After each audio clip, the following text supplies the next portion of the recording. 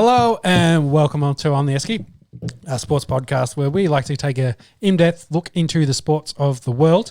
We're going to kick off and have a look at the two domestic sports to start with the NRL and AFL. We want to have a look at this 18th man rule that just came in, and then also the origin, eligibility rules for that too. Eligibility, I'd say. Yeah, off and away here on the Esky. Great start. And then we got AFL, of course. We want to then have a look at all the news from essentially the Brisbane-Geelong game, all the kind of sledging, and then the Brisbane going into lockdown and the lockdown in Queensland that's affecting, say, both competitions.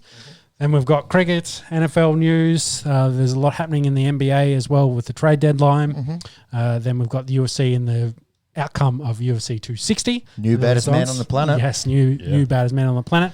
And I think we'll finish up with a bit of golf and F1 and soccer. Yeah, that'll get us home. That'll wrap us up. So I think we'll kick off, of course, and start with the NRL.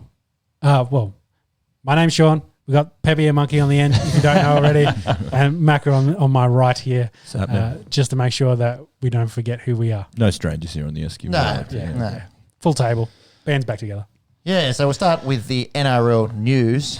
They've pretty much mirror imaged the AFL's decision to bring in an extra mirror player. image is probably not a fair assessment, but it ballpark of a similar idea. Yeah. So 2 weeks ago, the night before the AFL kicked off, they decided to have a 23rd man come in, a substitute for any injuries. And the NRL has announced an 18th man will come in for head injuries only. Can you run us through the particulars of this rule, Sean? Because it seems pretty ridiculous to me. Yeah, kind of silly. So, of course, last round, there's about, in total, there was, I think, 13 injuries and 7 concussions. So over 20-odd injuries, which is going to force the league to make 20 different changes this week to teams. So they've come out and then made this rule. So from round 5, because the coming round's round 4, so not for this round, but from the following round, they can have an 18th man subbed in, but he's only allowed to be subbed in if your team fails 3 HIAs. So that's head 3 injury assessment. It's injury assessment. So essentially for concussions. Concussion test. Yeah, it's a concussion test. They can only be replaced, the sub needs to be an emerging player. So I don't know what that definition actually means at this point. Are they then going to throw a bunch of 18-year-olds out there as emerging stars? Or are they going to... an emerging 31-year-old? Exactly. I'll go run the water out for the boys. Just pick someone out. Just pick someone out of the crowd. No 3 KOs. two and I'm done. So the other part of this is emerging player needs to be rotated weekly, so I can't be the same guy week to week. So I don't know where they're getting all these guys and how they're fitting them under... well, maybe that's why they're emerging players, because they don't technically count against the salary cap. I don't know, but it just seems odd. Yeah. And the 3 failed head assessments. If you've got 3 guys with concussions, so rare. Well, and what's the message that they're sending out? It is rare. It did happen this week. So it happened this week in the Sharks game. So the Sharks game. They lost the entire bench and had 3 guys fail HIAs. But even then, that Raiders game, it was 2 head assessments and 1 ankle as a comparison. So the last time... So they wouldn't have, even in that Raiders game, the 18th man wouldn't have come on. So the last time that 3 HIAs happened before last weekend was in 2016 when it happened to the Knights. And they lost Mullins... I can't remember who the other 2 were at the time.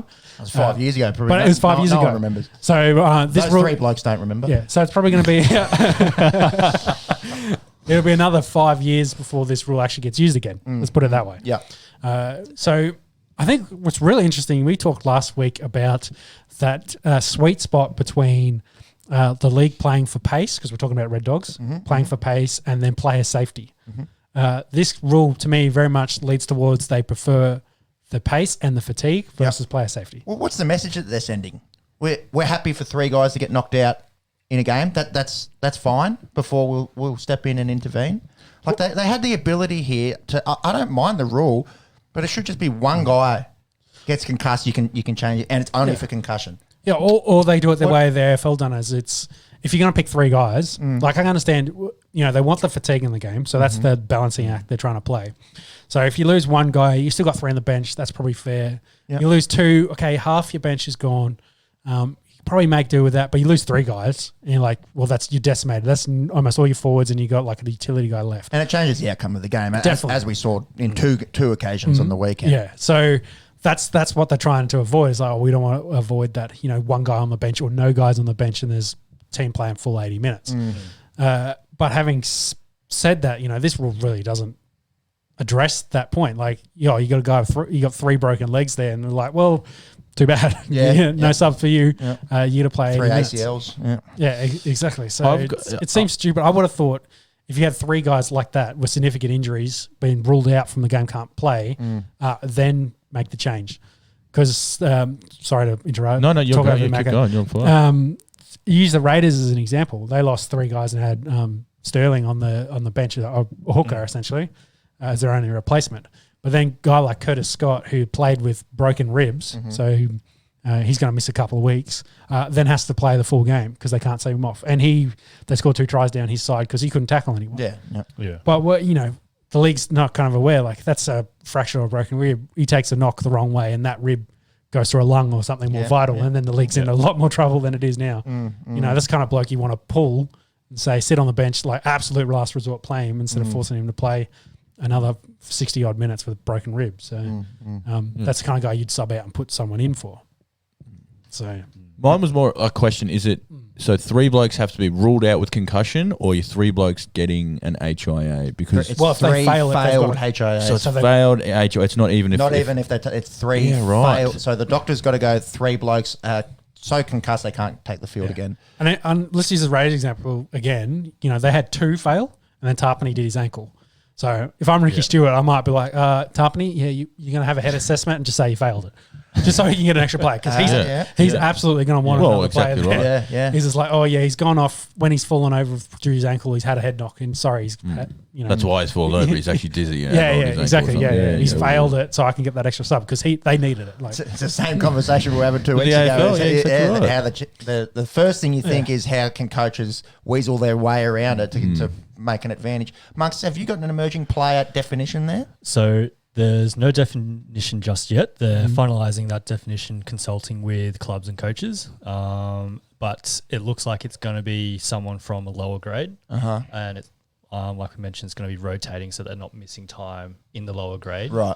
To work. So it's got to be a different grade. Right. You're not picking your best player. And then that kind of negates the ability for the coaches to strategically pick someone as an 18th man. I quite like that idea, actually, rotating, but do it for the bench spot, not for this. Imagine it seems so reactionary. Like, we had a team with 3. Like, if this ever happens again, we'll be sweet to cover it. But it's such a, like you're right, it doesn't send a good message. It doesn't actually fit the mold to really help a team at all. It's just, it doesn't, address that player safety to a regard. Not remotely. Either. I don't think it does. You're forcing, if like we say, it's broken legs and you've got no one on the bench, you're forcing guys to play 80 minutes with no substitution. So it doesn't address their safety. And like, hey, now I'm fatiguing myself to the point where I'm putting more stress on my body, where I'm more likely to then do more injuries. Soft tissue injuries as well. When you fatigue more, you're more likely. I don't know. It's a strange one, and I think you got the exact right word there. Reactionary. We've had our hand forced. We need to show like we're doing something. We care, but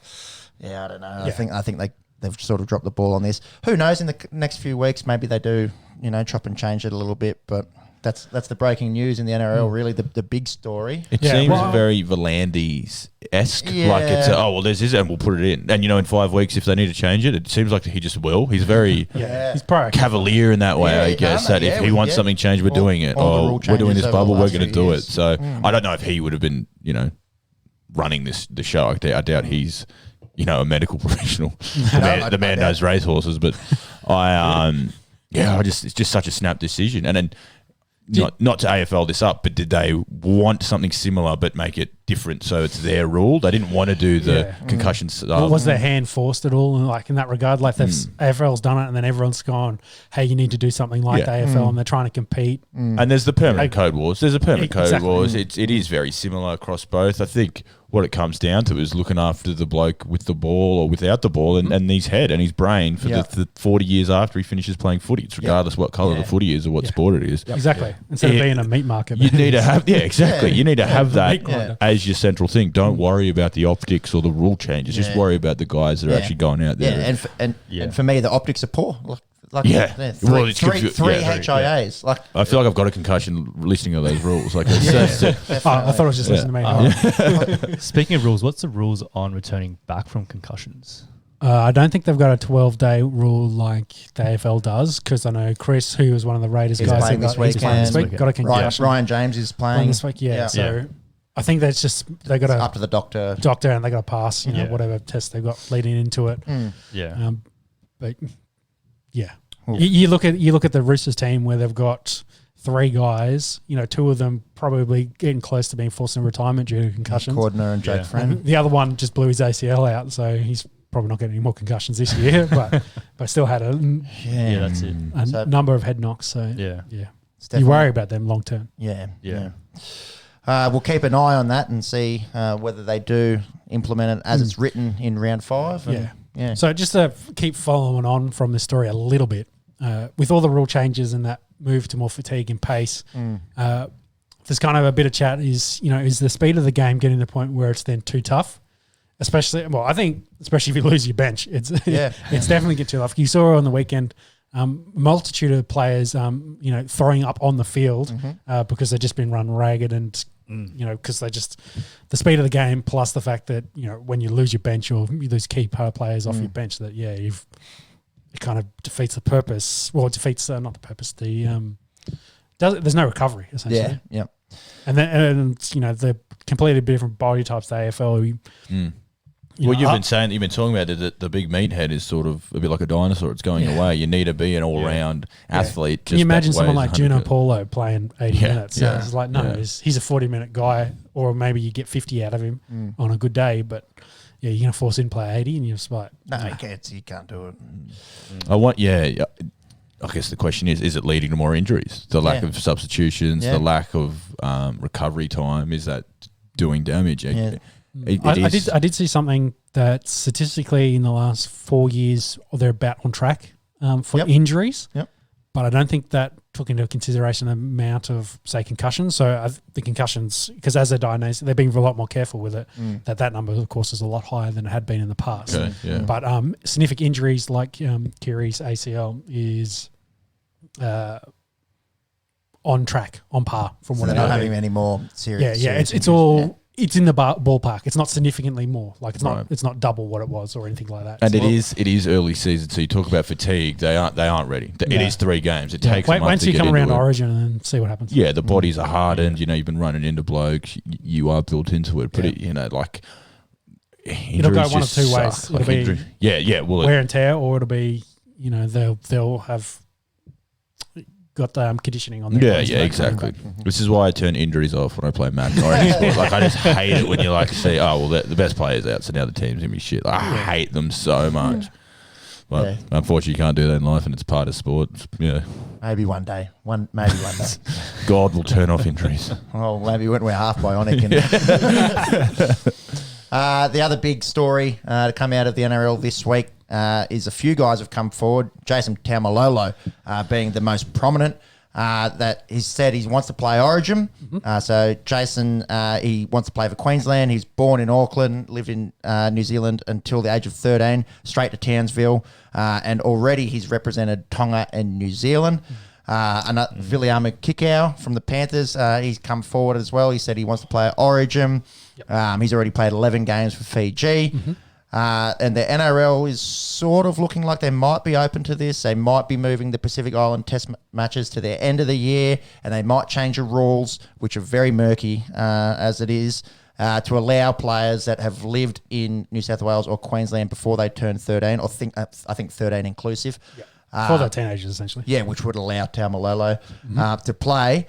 It's been there's been a lot of backlash against this. I know Paul Ken and Gordon Tallis were very, very quick to criticise. I know, especially the old boys and the Queensland, mentality. Yeah, their culture. We're not super keen on it. I thought you blokes just pinch people from everywhere. You Queensland. You blokes can't talk. New South Wales is the same. That's in Queensland. And there's sort of a lot of grey area. There's actually a bloody flow chart that Monk's found, but we won't go into that. We can barely add up simple addition on Quick the maths. Esky here. Yeah, because the quick maths sucks. So getting our head around this flow chart, but there is an eligibility flow chart available for anyone that does want to try and get stuck into that. And it's so grey already because there's guys that have already played for New Zealand and played Origin. So Craig Smith played for the Kiwis. Tony Carroll played for the Kiwis. James Tarmow played for the New Zealand Maori. And then they all played Origin. And Akila Uwate played for Fiji, played Origin. Willie Mason played for Tonga, played Origin. So there's already holes in the current system. A lot of those guys, I think, did the inverse, though, as in they played Origin first and then played for one of the smaller nations.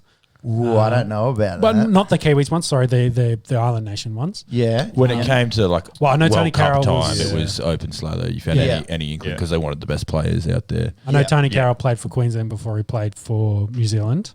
I'm not sure about James or Craig Smith. Also, Willie Mason, we're only talking 15, 20 years ago, but the power of Tonga as a nation, they probably were like, oh, yeah, go, it'll make for a more interesting game. You want to play for Tonga? Yeah, sweet, no worries. Whereas now it's like, oh, Tonga's, an island And nation Samoa. of 150,000 people. They might beat Australia. Well, and that's what it sort of comes down to when it comes to Origin. What do you want from Origin? Do you want that state passion where you are just you're a Queenslander or you're a New South Welshman and you love that, or do you just want the best players possible out there? Like what do you want from it? You want a bit of a mix. I understand that. But if you want that, then let's call it an all-star game. Let's put everyone in there. But it's not that. Like we don't. That's what we love about it. And you've got mates who are Queenslanders and New South Welshmen, and you barrack them no matter what. Queensland win every year, and you think New South Wales think, this is our year, and it's your team. And it's only 3 games a year, and it's brilliant. But it's not about having the best players. It's about having the best New South Welshmen, the best Queenslanders, and go ahead and they're your boys. And it's. So I always love it. And I'm so jealous as like an AFL fan from way back because you hate the Roosters all year, but then when it comes to Origin time, you know Mitch Pearce, he's around. But that's great. That's awesome because he's on your team. So.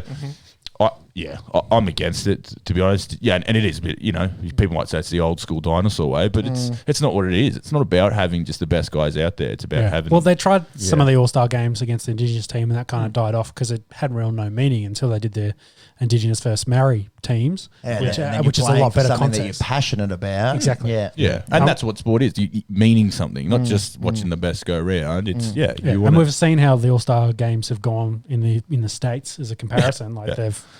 There's just a... It's just a spectacle there. NBA it's a kick round, essentially. Yeah. Or the Pro Bowl, they'd rather not have it. They're playing Madden. I'm in your camp, Mac. I do think, and I'm maybe call me a dinosaur or whatever, but I do like that. It's uniquely for Queenslanders and New South Welshmen. Although there has been these few examples that we've noted. Most of it is guys that bleed blue or bleed maroon, and you got to think from the player's perspective. Of course, they want to cash in on Origin. Yeah, you get paid $30,000 a game, $40,000 a game. Yeah, and you can't, I suppose, question someone's passion or integrity for a state. If you live somewhere from 13, you probably are passionate. Yeah, but Jason, for example, he played for Queensland coming up through.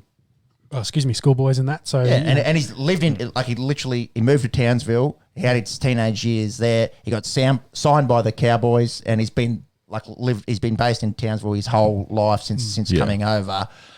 So I can see the intent there. Obviously, but the other side of that is he's he picked New Zealand instead of Australia, and then he reneged on New Zealand to then play for Samoa, I think, from memory, or Tonga. So he's done that, and state of origin is very much about also building towards the Australian test team. It's the not grading, but it is kind of like the grading to work out who are the best Australian players to then pick in the Australian test team for international. And I think this kind of more speaks towards what international rugby league is and probably needs to improve on for that reason, because so these guys have that alternative where they can make good money, and then those international games are a good spectacle. Yeah, it's the only part of the game that's lagging behind rugby union in this country is I suppose, the interest and the passion around the national team. And well, I'll put it this way. People avoid playing for Australia at the end of the year for injury and the fatigue. Come Origin, people want to be there and they will put their body on the line for their state. That's a complete different way of looking at it. Maybe the NRL or the ARL needs to come forward and reward guys for playing for Australia with a little bit more cash. But then, again, you're not doing it for the money. Then you're doing it. doing it for the jersey. People would pay for New South Wales, play for New South Wales for free. Like you can just tell that passion, but you can't manufacture that passion. So that's what I'm trying to get. There's a lot of history behind Origin. Yeah. Oh, exactly. Yeah. You don't really get that with the national team, I guess. There is a lot of history. There is a lot of history. It just feels like it doesn't mean that much. I think maybe in the last, say, 30 odd years, though, that history's been heavily dominated by Australia. So maybe, this could essentially be the change in the guard too. So in the next 5 years, with England are definitely going to be better, Kiwis are going to be better, and then all the smaller nations that are already getting more guys recognised and playing for them. Some of the guys that can't make Australia or New Zealand and then committing to the other ones, which is good because it's then building up those teams. So it should theoretically build up the international game in the next World Cup, which is 2 years away. Couldn't tell you. It's Rugby League World Cup. Exactly. But there you go. I think you're proving my point. I think, a couple of years away, the next World Cup should be fantastic. And then hopefully by that point, the international game will then follow on and be what it needs to be, where it's passionate and everyone loves it. Everyone's watching it, just like they are State of Origin. This. There you go. It's going to be this year. You're kidding. There you go. But I knew it was exactly what we're talking about. Yeah, exactly what we're talking about. So, hard sell, but would you expand the teams for State of Origin? How? What do you mean? Like have a Polynesian team? Oh, no. No. Because it's state by Hard state. sell. You have to add like a Victorian team. But then it doesn't work that they way. used to talk about this by adding New Zealand when Australia was so dominant and we used to beat like the Kiwis by so much. They used to say, "Oh, maybe we'll make it three." New South Wales, Queensland, New Zealand, and that used to be a chat. I don't think they go that way. That takes away from the history then, and it waters down what we're talking about, what we love so much. And an international team playing against state teams doesn't make a lot of sense. No, it doesn't. No. But I do remember it being something years and years ago that had been considered. They're not touching State of Origin. The way it is. It's the rugby leagues. It's a pinnacle. It's the pinnacle of rugby league. That's what they have, and all eyes are on it in the middle of the year. And if your team doesn't make the grand final, sure, everyone watches the grand final, but am I going to get that passionate about Melbourne, and Sydney when you don't have any I'm a Dragons diehard? No. I'm always going to be fired up. The Dragons can have not won a game, but you're going to be fired up for you always have a team to back for State of Origin. Yeah, so it'd be interesting to see what the ruling is here. I think it seems like we're all in the same camp here, where we think just leave it. If anything, fix up the rules currently for picking Queensland New South Welshmen. Make it more stringent. Make that a bit more easier to figure out. I swear it used to be where you played your first junior football. Whichever club you're at, that's where you played. And then there were guys, Greg Inglis, that changed his mind on that. Grew up, I think he initially was in Kempsey and then moved to over the northern side of the border as maybe a 12-year-old, and then it's kind of more like where you played. Who you identify as, where your first grade game was, or something like that. Like it's who knows. Yeah. We'll follow up and see what the NRL has to say if they will accommodate for some of these Polynesian players. I think we're all in the same camp here. Yep. So our last bit of news was the NRL actually came out today, and then they've initiated what's called Stage 2 protocols for COVID. So players have to wear masks in and out of the venues and stadiums, and have been they've pushed out and said you're not allowed to use public transport. It's fucking back. Yeah, it's bloody Queenslanders. It's 5 days in between, and we were talking about last week. We're so lucky in this country. Everything's going back to normal. Rah, rah, rah. And it's fucking leaked back in here, but we don't we don't talk about the C The word old too on much the on the Esky show. curse. On the Esky curse, it's real. It is real. So we'll talk a bit more about how that affects Brisbane and the Doggies and some of the other clubs when we get to the preview in a minute. Yep. Monks has just added the Rugby League World Cup is in England and it starts on the 23rd of October through the 27th of November. I'm going to make a red hot prediction here and say that won't happen. Yeah. Good Current climate. Feel like considering the C words infiltrated our country and the C words doing a lot over there. When's the grand finals? It's end of September? No, normally first weekend of October. Yeah. Oh, first week of October. Yeah. So, yeah, essentially the guys will finish up playing the year and then have to get on a plane, get over to England, quarantine for 2 weeks, I'm assuming, and then play a World Cup. Yeah, we'll see. Ready? Round four. Let's get stuck in. Starts. We should have this episode out Wednesday morning our time. So, previewing Thursday night's game: Manly versus Penrith at Lotto Land, 8 p.m. Thursday. Penrith 3-0. Thrilling grand final rematch last week. It was live during our broadcast, but we actually missed the ending because we were watching Collingwood and Carlton. So we missed the go-ahead try from Kurt Capewell to get Penrith the lead, 12-10. There's about a minute left. It looked like it was done. There was a short kickoff that the Storm recovered, and it looked like Justin Olam had busted over after the ball went from the left edge all the way over the right edge, back to the left edge. Kickout was on the ground. I think they were looking at an obstruction on the right edge, and then he's made his way across the whole field, and an absolutely heroic effort in holding up Justin Olam to deny the Storm after the siren had gone. Unbelievable game, and it is I suppose another on the Esky curse is that we like two codes, and we'd missed it to watch Collingwood Carlton, which was sort of decided at that stage. It was the game of the year. So far, early days. We did question about Matt Burton, how he would go in place of the injured Nathan Cleary. Went very well. He got 2 Dally M votes and keeps his spot for this weekend against Manly. They move him to the centre. You can see why the Dogs want him now. And he's durable. Like we're saying, he's a big half, but it looks like he could probably play centres or 5'8" or pretty much anywhere in that back line. Dylan Edwards is out. He broke his hand, so Stephen Crichton moves to fullback and Matt Burton goes into the centres for him. Manly, on the other hand, they are 0-3. They have been dead set awful. They let the Dragons put 26 points on them. Yeah, the Dragons put 26 on them. South, they have played South and Roosters, like both pretty good teams, but through 3 games, their points difference is negative 82. I can't imagine there would be anyone tipping Manly this weekend. All Penrith. 4 Penrith across the board. Yeah, by heaps. Yeah. Moving into Good Friday, Easter this weekend.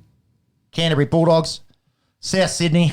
This is pretty much same as last time. Same as the last game here. Dogs coming off a 24-point loss against Brisbane, in which they didn't score a point. I don't think they've scored a point since the start of their second game. They have. It's like 165 minutes or something. Yes, they haven't, in 2 weeks they haven't scored a point. They're in all sorts. And they don't look like scoring points either. No. That game was 2-0 at half time, and both teams looked dreadful. And Brisbane, as I kind of mentioned last week, has the roster slightly a bit more talented than what the Doggies are. They've got young blokes, and a few of those younger guys kind of came together and they scored a couple of tries to put them in front late in that game, but nothing really to talk home about.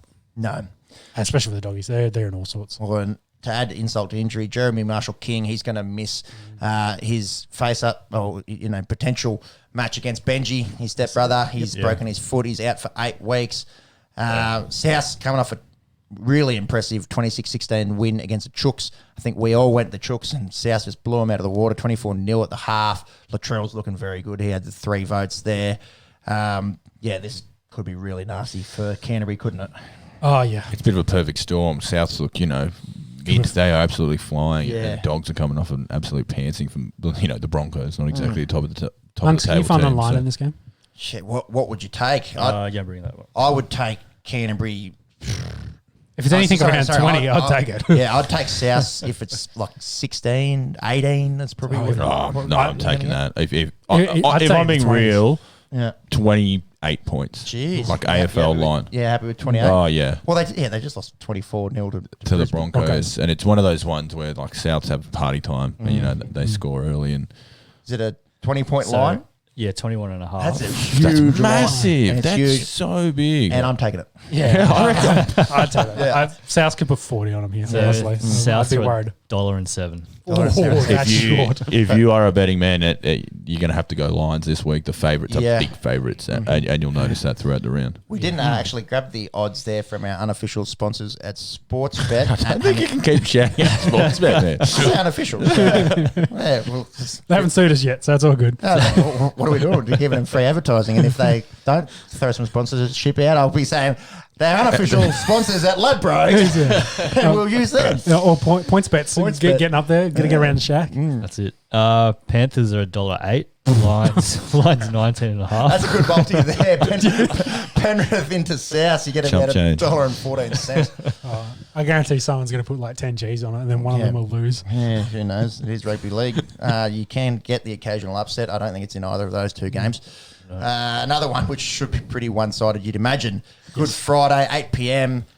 Possibly Amy Park. It's very much depends at this point. Yeah. Yep. Yeah. So they've said that. So it's at Amy Park, and they've got contingency plans in place if, say, the Victorian government doesn't want to let them in. And then so the Broncos still in Brisbane? No, they're in Sydney. Okay, right. So they relocated to Sydney last night. Yeah. Monday night for us.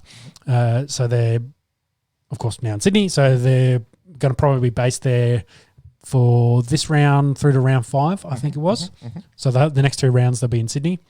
But then there's chat, whether the Victorian government will lock them out, which in that case then Melbourne will have to come up and they'll both have to play it at a neutral ground in Sydney, and I think that'll end up being a double header where they'll play that game 2 hours after another game. Right. So it's a bit rough for Brisbane considering where they're at, and the Bulldogs, of course, as well kind of got caught up in this a little bit, having been in Brisbane and playing with them. It's a domino team. Dirty team. So then they're in their own little bubble as well, having to get tested and quarantine as need be. It's the domino, not quarantine, isn't it? but isolate from other guys until they get results. And like Macca said, domino effect. If you got to travel around and one of these things blows up, it becomes an issue. It's becoming scheduling nightmare for both codes, but so far all games are still planned. It's just where they'll play them or not. Yeah. So they're hopeful they'll get into Melbourne for this game at Amy Park, but whether or not, still, like I said, up in the air. So the Broncos coming off that win against the Bulldogs, we mentioned 24-zip. They ended that 13-match losing streak, so we don't get to talk about where NASA could have possibly gone in the time. Well, I don't think they'll win another game till they play the Cowboys in round actually, no, that would have made it 19 losers in a row. So that's why it's in 6 weeks' time. Yeah, their next 4 or 5 are the top death row. Top of the row. Yeah. So, they're getting pumped. Xavier Coates looked good last week, scoring twice. He's just keeps getting better and better, the 19-year-old speedster. Yeah. Matt Lodge coming back from hammy injury. And I think that's about the news for Brisbane. Melbourne, we spoke about that valiant loss, 12-10 to the Panthers in the game of the round. I think their only injury there was Tom Eisenhuth. He'll be unavailable with sore ribs. Anyone want to back the Broncos? Well, just before you do that, is named. He's named? Yeah. I just want to point out to Macca. Yeah, he is too. Yep. Eisenhuth playing. Yeah. He skipped over a very important stat that was listed there. That the Brisbane Broncos are currently ahead of Melbourne Storm on the ladder. Yeah, they won't be up this game. Stay tuned next week on the Esky when I remind Sean of the ladder. But why would that matter? There's no Broncos. Yeah, that's right. Yeah, very true. Just a stat out in the ether. Yeah, just point that. I can't believe Green and Maroon. I think they've only spent in total in the last decade like 10 weeks outside the top 8. And Storm, and they're 10th at the moment. So right. Isn't that bananas? Of course, they've gone through murderers row in the first 3 rounds, come away with one of those wins. But they'll probably pants Brisbane, I'd say. Yeah, they'll be pissed off that they're coming off a loss. You can just tell Bellamy they just don't he like was losing. Angry as well. Billy he always is, but extra angry. He might. They must love him so much because he's such a cranky bastard. Yeah, he must love his What's that boys culture? so much. Yeah. Well, they win a lot, I guess. Yeah, so, but people want to play for him, and they love him when they talk about Bellamy, and that's the history. That they love him, so it's just how he emotes himself. I guess he gets really angry. He must get really happy with the boys as well. Like he's just an emotional human. Yeah. But you know, he's probably got that aura around him. Huge, absolutely. Yeah, you know, Godfather kind of figure for these young blokes that they come in the club and like they'll do anything. They'll die for him essentially just to prove. You know, get his respect essentially. Well I'd hate to be his GP. He'd be on some serious blood pressure. I'd love to. Be the client, the money bags, Bellamy. That thing up. Oh, look, it's still high there. Monks, have you got a line there for Melbourne, Brisbane? Have we got another 20-point line or not quite? Yeah. So what are we paying? So Melbourne's paying $1.07 again. So that's got to be 20 and a half. Yeah. So another 20-point line. So only one line under 20 so far, and it was 19. Mm-hmm. Common thread here. I'd take that, to be honest. Yeah, someone put a multi on all three of those. What, with Penrith minus the line, South minus the line, Melbourne minus the line? Yeah. I don't mind that. Well, $1.09, that'll be just under 3 to 1. Yeah. Oh, just over 3 to 1, sorry. There you go. Time will tell. I don't think anyone's picking Brisbane, are you? No, I think it's four Melbournes. Rolling into the Saturday games. The first one is up at the Sunshine Coast, 5:30. Cronulla playing North Queensland. We did mention the injury toll on Cronulla last week in their 28-4 loss against Parramatta. Sione Katoa, he's done for about a month. He tore his MCL. And Britton Nakora, he failed his HIA. Good news, Wade Graham and Will Kennedy will suit up for the Sharks. They have passed their HIAs. The Cowboys are coming off that horrendous 44-8 loss against Titans. And a fair bit of news coming out from the northern end of the country. Do you want to go Morgan or Maguire first? Go Morgan. Yeah, so news is he might be facing medical retirement at 29. Yeah, ongoing niggling shoulder injuries. Yeah, he played 6 games last year. He's just played the 1 this year, and he's looked pretty beat up. I think there's some chat there. You're going to try to work out whether there's some sort of rehab strategy that can work out for him to possibly get him back. But then the Cowboys also as well, like, well, we might have to medically retire him, which would be in their favour because he's on $1 million a year. They can then have that money. Some cap space. Yeah, and then, you know, they're already talking about Luke Brooks. He's off contract. Off contract, and their young fella, we didn't work out who he was. I think it's Clifford. Who signed with the Knights, might want to stay. There's still Adam Reynolds is still floating around there as another guy that could come back. It's I'd say it's very unfortunate for Morgan because he's 29, isn't he? Yeah, 29. Yeah. He's been in the league for forever. But he's always been the second string to, say, JT and that from the Queensland perspective. That other half is Jake Clifford, who's at the Cowboys, but he's signed. He put pen to paper at Newcastle next year, but I think he's a North Queensland boy through and through. Yes. Maybe if he could backtrack on that. Yeah. Well, I think he was thinking, well, Morgan's going to play here for the next 5 to 6 years. Yeah. I want to start, so I'll go to Newcastle. Pearce might not. They want to move Pearce on, or they might. Mann, of course, is now injured, so there's room there for him in that club. Whereas Cowboys, but sad, he might backflip. But it's sad for Morgan. If a bloke's so beat up at the age of 29, and he's played 12 games for Queensland, 12 games for Australia. Yeah, it's really quality when he's on. Just hasn't been himself for the last 2 years. I think we said it last week. Since that 2017 grand final, he just hasn't been the same. And whether it's just this shoulder injury, because as a ball playing halfback that needs to throw big passes, shoulders is probably the one thing you kind of need shoulders. And getting attacked in the lot, players right through the halfback. And people know as well, they're probably targeted. Of that, and running into the line and getting contact as well. So, and whether that's affected his gameplay in the last couple of years, that's why he hasn't been to the kind of standard he had been previous to that, which got him in the Queensland side. It's a bit unfortunate. I'd hope for the best. Maybe it's takes a year off. Yeah. Or for maybe 18 months, or maybe this season, next season, and then think about it. It's a long time to have off the game, isn't it? But get your body right. And the 31 is you could still have 4 years worth of gameplay at halfback at that point. Possibly. Cowboys might move on by then. Yeah, we wish him all the best. And look, if if you do have to retire with $1 million handshake, it's not the worst situation, I suppose. It wouldn't surprise for me him and his family. If he did retire, he'd move straight into the front office there or into the coaching staff at Cowboys. I think he's well respected up in that. Well respected, quite articulate. Yeah. Josh Maguire, he didn't hold back after the loss to the Titans. Gave a pretty raw post-match presser.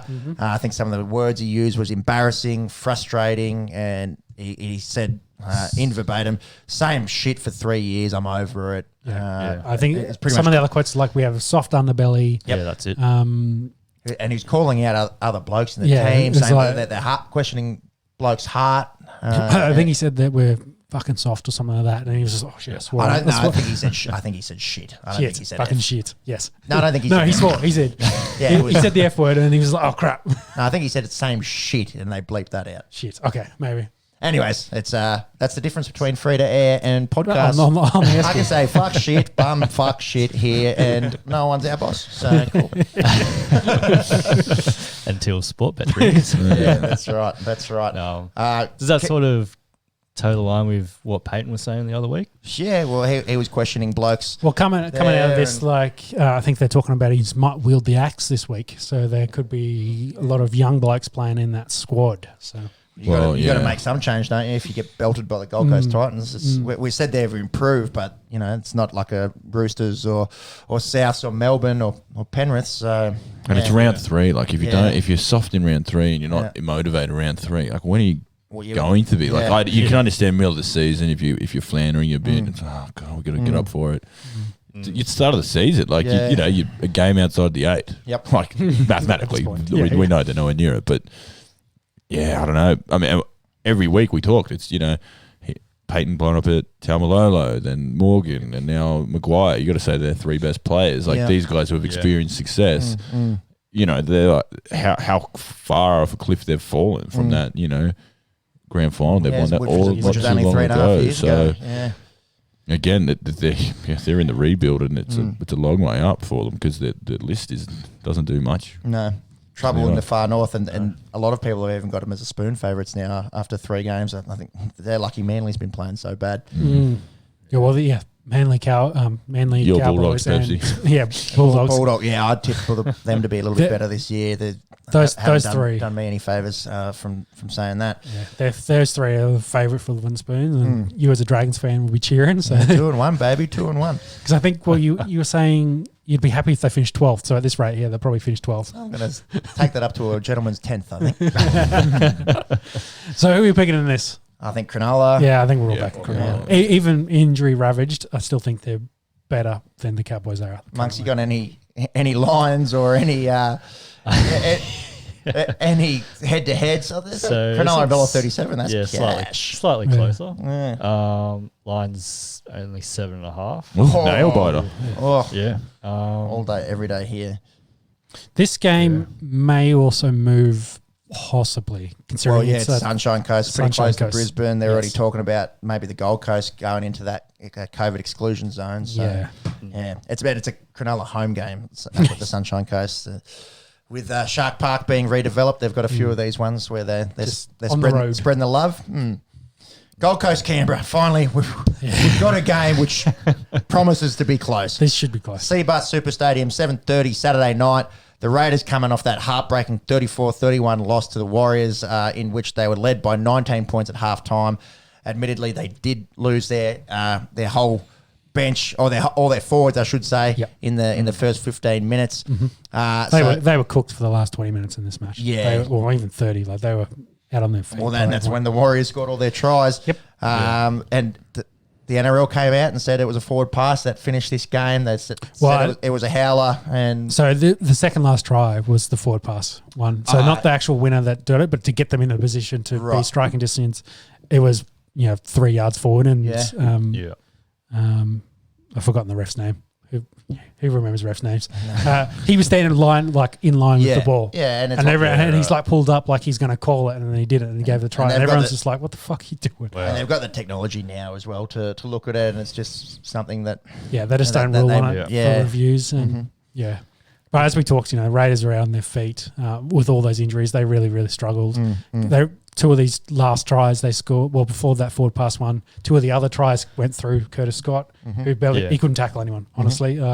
And he knew it. He was just there as a decoy. Hopefully slow bloke down so the others could get there. Speed hump. And he just, with RTS coming around the back, he just couldn't keep up with them, and then they just ran over him, unfortunately. So Scott misses out this week. He does have broken ribs, and Joe Tarpanay's ankle's done. Good news for the Raiders, I suppose, is Sebastian Chris and Ryan James both cleared from their HIAs. They'll suit up. Gold Coast, we just spoke about how they destroyed the Cowboys. The Cowboys are horrendous. However, the Titans are starting to look pretty good, especially with Brimson looks real good. And David Fafita and Big Tino, they're big signings. Did you see AJ's solo try? No. A little chip over the top, ran through. I think his teammate missed it, and then he picked it up and put it down. Yeah, in the end goal. So, little solo effort was good. Imagine he's on fire. He'll be suiting up for the Maroons again, you'd reckon, this year? Oh, early. If Pong will be healthy. If Pong is healthy by then, so if Ponga takes one, you then think about where you fit him in. But he'll be in the squad. He'd probably play one of the matches at least, you'd say, considering how injuries went this season and last. Who wins this game, boys? It's finally a discussion. It's a discussion. I still think the Raiders are a better squad. At this point. Yeah, a couple injuries for the Faders, but Sebastian Cruz, he's shown a lot, and Ryan James, pretty handy ins for them. I'll stick with the milk. Yeah, I'm back. Pretty boring tips this week, I imagine. I'm going to mix it up. I'm going to go the Gold Coast here. We did say before round one we expected them to be a lot better this year. They were really pretty disappointing in that round one loss to the Warriors. Since then, they've destroyed the Cowboys. I know it is just the Cowboys, but they also beat Brisbane, who may be a little bit better than people were thinking at the start of the year. No, they haven't played anyone good. So this will be the test. But up there, home field advantage, the Raiders really hurt last week. I'm going the Gold Coast Titans.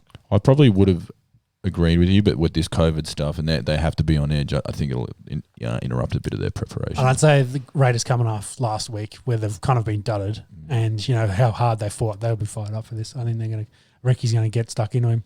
Monks. He's got the odds in front of him there. I do. Oh, he wants to. I can see it in his eyes. He wants to pick an upset.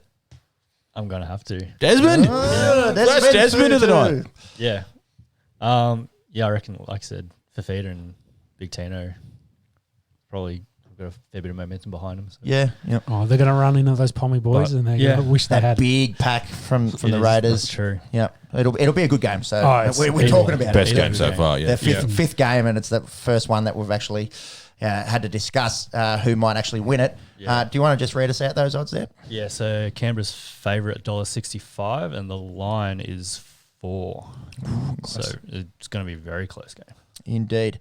Moving into Sunday, Newcastle and St George up at McDonald Jones Stadium. Dragons coming off that nice 38-12 win over Manly.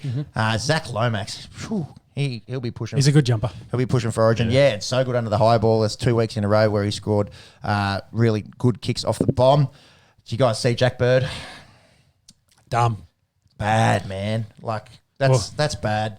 It's just silly. Yeah. So for anyone, there's 2 brain snaps in this week, and this is one of them. Yep. And for anyone that didn't see it, him and Moses Sawley were having a bit of a wrestle. Who's sort of struggling to take Big Moses down to the ground. He sort of had 2 swinging arms that copped him a little bit high, and then as Sawley went down, Jack Bird on the ground, clear as day. So Bird standing up, Sawley's on the ground. Comes and stomps on his leg, clear as day. The Manly boys weren't happy about it, as you can imagine. Yeah. He got reported, and I'll just check the teams. I imagine he got a week or 2 for this. Yeah, he entered an early play and got a week. Yeah, I think a week's for stomping. Yeah, it's just like you said, I guess brain snap. Yeah, on the leg probably. If he stomped on his face or some shit like that, he'd be gone for a long time. What if and it comes down to an action more than a result. Like if he broke his ankle or something, true. Does he get more weeks? Probably, yeah. I don't think it should be based on the fact he got up. That shouldn't be the fact. The fact he's stomping it's such a brain snap, and he gets a weak slap on the wrist. Yeah, very grubby there from Bird, and it's that intent behind it. Yeah. And it does give the option for Braden Williami, who's been coming off the bench for them, to maybe even pinch Steal his that spot. spot, yeah. Yeah. So be interesting to see. The heartbreaker and one for the Dragons, the $1.2 million man, Ben Hunt, is out. He fractured his fibula, so the outside shin bone. Yeah, well, we were talking about how good he was in round 2, and yeah, he thought he had a cork, and he played through the most of the game. I think the last 15 minutes he sat on the bench because he thought he had a cork, but he had a broken shin bone. That's wild. Yeah, he'll probably miss a month. Yeah. Newcastle, they were disappointing in Mitch Pearce's 300th, going down 24-20 to the West Tigers. I think Jacob Safidi hurt his leg. I believe he misses out here. Still no Ponga. I think Ponga's a couple of weeks away. 5 weeks 6, I was reading this morning. Okay. Who we got, boys? I'm going to have to back the Dragons. Whoa, really? Don't believe it.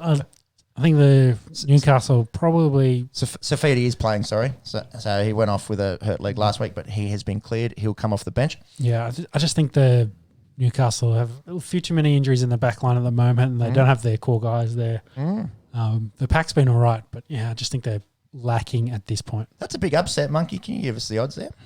Yeah, so Knights are favourite, $1.45. St George's paying out $2.75. Ben Hunt's not there. Do I change my... No, too late. Lock it in. Dragons. We all tipped the Dragons last week and they won. So that's why I'll go the Dragons, Monkey. Yeah, Dragons are an upset. I'll pick one upset. Hunt is a big deal for me. So we've gone from bagging Hunt to he's so integral to their team. That's right.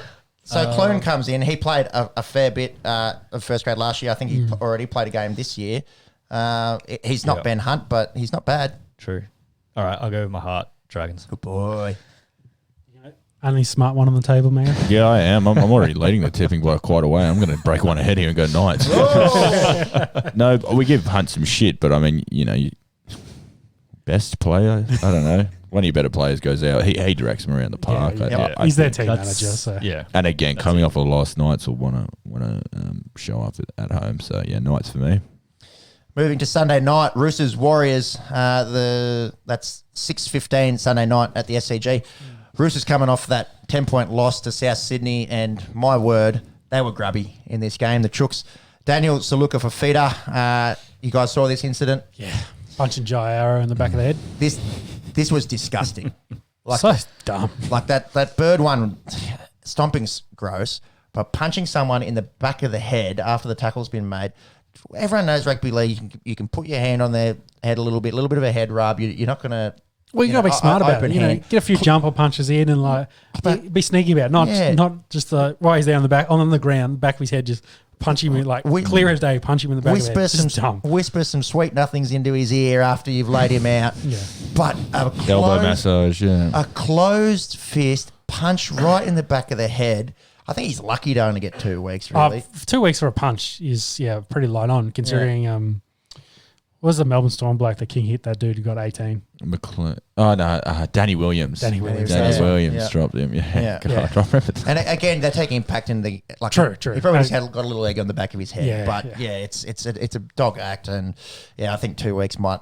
Yeah, he's pretty lucky. Soft. Pretty lucky there, I think. Freddie Lussick, the hooker... for the Roosters, he went to the judiciary for dangerous contact on Reynolds. It was a post-kick one. He sort of went low. Take the legs out? Yeah, it wasn't too much in that. He copped a fine. He'll play this weekend. And Jared Warrior-Hargraves, old swinging arm, JWH, he was probably lucky to not get reported.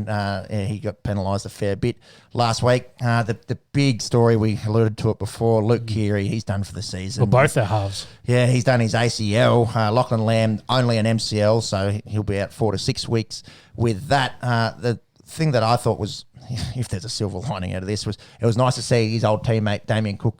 He put his hands up straight away when he saw Keary was writhing in pain essentially, and got the attention of the refs very quickly, and was consoling his old teammate. Cookie's a great bloke from what I can what I can tell. So just wanted to mention that. Tough look. It's a gross look. It's one of the worst things in sport. Devastating. And when you saw him reach back, he was grabbing the back of his I thought it might have been a hammy watching it live, and then the news came through on Saturday that it's an ACL. That's their field general gone for the year. It does open the door for teen sensation Sam Walker to come through. He'll debut at halfback this weekend. He's only 18 years old, so a lot of pressure on him to sort of take the reins for the rest of the year. Drew Hutchison comes in for Lachlan Lamb at 6, and then you'd imagine Lamb comes back in a month or so when that MCL's healed. Joseph Suwali, we've been talking about it. He's teetering. He's been named at 20, so most likely doesn't suit up here. But if the Roosters keep getting injuries, he might get a game sooner or later. He might be your 18th sub. We'll hope for 3 knockouts so we can finally see Joseph Suwali. Did you see? Are the most? Sorry to interrupt you. They are the most injury ravaged team in the league by a country mile. Yeah. Did you see who they made an emergency call out to hopefully come back and play in the halves? Cronk. No. Close. Go a couple of years before that. Older than Cronk. Fittler. Somewhere between Fittler and Cronk. That's a fair way back. He played 6. Tell me. James Maloney, who's over playing in the Super League for the French club, I think. Yep. Catalans Dragons. So he's signed with them for another 2 years, but I think he's come out and said, I'm not heading back. I'm signed up at the moment. But I think, if the Roosters are any club that can somehow get Nick Politis working his magical fingers. Get Maloney back. That'd be massive if they could get... Because they'd then pair him at 6 and put Walker at 7, and then they've got, an old head back in the club. Yeah. That'd be the Roosters. That'd be classic Roosters if they pull that off. Yeah, it'd be hard to see them pushing, now that they've lost Kiri for the year, and you got an 18-year-old kid out there. Drew Hutchison's 25, but I think he's only played a handful of NRL games. So it's we talk about spines and the importance of spines. You've got Tedesco, the best player in the league, just about at 1. But then this weekend you got Hutchison, Walker, and Freddie Lussick with Sam Verrill still unavailable. So 6, 7, 9, very inexperienced. One good bit of good news for him is Victor Radley's back. You missed Lindsay Collins, of course, as well. So big concussion. Like his concussion was bad. Yeah, so that was a friendly fire from Warrior Hargraves and managed to get Lindsay, unfortunately, in that one. He'll miss this weekend with a concussion. I think he also hurt his ankle, so not sure when he's back. The Warriors, on the other hand, they did get that 34-31 victory against the injury-ravaged Raiders. The point I wanted to bring up from this one, if anyone caught this, Bunty Afoa, the big prop, he put in about a 60-metre chase and he had a try saver on Chansey Nickel-Klokstad. Great effort from the big man. He's got a big throw. He looks like a prop. And Bunty's a great prop name. Yeah, Bunty. Great name for a prop. Isn't it? Just wanted to shout out my boy Bunty. And RTS, how good is he? He got the 3 votes in this one. He had a try, 10 tackle busts, if you don't mind. He also had a try saver on Rapana at the death there, and got the Warriors home. Yeah. Just real quickly back on Saluka Fafita. Entered an early play, halved it to 1 week. 1 week. That's 1 week for punch the broken back head. See, and then we're talking about Kyle Felt the other week gets 2 weeks for a crunching tackle. He did go past horizontal, but he didn't punch bloke. He didn't punch someone in the back of the head. So it's an intentional act. That's the most. Yeah, it's such a meathead thing to give him 1 week for that. Yeah. Also, on the flip side, not that I'm condoning it, but Jaiara came out during the week saying he milked it. Well, he would have felt it, and you could see it was just like a little 1 footer, but it's closed fist to the back of the head. Come on, man. Nah, you can't keep that in the game, but creating a little bit more tension between the two there. Did you see after the game, the Rabbitohs locker room? They had Taika Waititi and Hemsworth in the locker room with them. celebrating the win. So Where's yeah. the I saw the gladiator up in the stands. He's looking, he's a bit Pete Murray these days. He's definitely seen better days. Mostly beard at this point. Beard, yeah, and a little bit of a good paddock for him as well. Did you see ScoMo in the Eels locker room? Oh, we didn't mention that. We didn't mention that. But, we'll get to that. Say it now. So It's in there. I didn't realize it was in the notes. we're a proponent of the skull, Of the beverage. the Bob Hawke. Once in a while, skull and the beverage. It's the Australian thing to do. It was Reed Marnie that offered ScoMo. I think one of these, a Great Northern Tin. Shout out to our unofficial sponsor. And ScoMo took a sip. It looked like he'd taken a sip of pure gasoline and handed it straight back to Reed. He was so coy about it. So I was like, I can't. Cook one. I reckon he did the old wine tasting little. Put it back in. I think it's probably one of the physios, the trainers, like the bird that was standing in the background. She was staring daggers His at him. dad was just this like. She came out and said, hear what she said? Yeah, she came out and said, I'm not going to get around a guy who is in a all-male change room and doesn't support, go to a march supporting women's rights and stuff. It was a stinking look. I've copped that look from the missus a couple of times. And I do not envy ScoMo, I tell you what. Do you ever say, babe, I love you, but I'm the Prime Minister. I've shit to do here. And I got a beard that I'm going to sip on. I'm going to pretend it's got a beard. Yeah, un-Australian. Come on, ScoMo. Yeah. Just Got a Bob Hawke.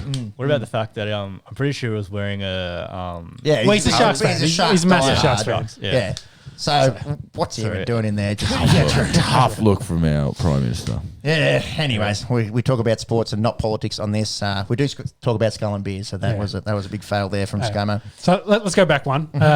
So who are we picking, Roosters or Warriors, by the way? Is anyone going to have some cojones and go New Zealand, given the... I'm thinking I'm going to back New Zealand on this one. Yeah, I'm going to go with you. This is outrageous. Can we get some odds up? I think this is you must be getting close to $3 there, Monks. $2.75 for New Zealand. Yeah. $1.45 for the Roosters. What's the line, if you don't mind, Mike? Line is 6.5. I'd definitely take that line, but I think Roosters get the win. I think it'll be close. We talk about Sam Walker, pressures on him, young kid, but the back line he gets to throw it to you couldn't pick a better back line in the comp and the forwards in front of him. Maybe there's an argument there, but come on, Pep, semantics, please, my friend. You've got the Morris boys, Tedesco, Tupu, Joseph Manu, the most underrated centre in the game back there, and Victor Radley coming back in is still massive. You got Angus Crichton there, Takiaho there. They've got a good pack. They've got a good. Yeah. I'd probably take that line, but I reckon Roosters. I'll go Roosters 2018. Yeah. It's in a close one. Yeah, Roosters as well. Desmond. How about Brett Morris, $1.16 for anytime try scorer? $1.16. That's so short. Yeah. We've scored 7 in 3 short. weeks. Yeah, but still. I'd fade that. Yeah. Like, sometimes when guys are $1.50 to score a try, you're like, that's short. $1.16. My word. Anyways. Second Desmond of the round. West Tigers, Parramatta, wrap us up. Easter Monday, Stadium Australia, 4 p.m. Para coming off that 28-4 win where our Prime Minister can't even do a little skull.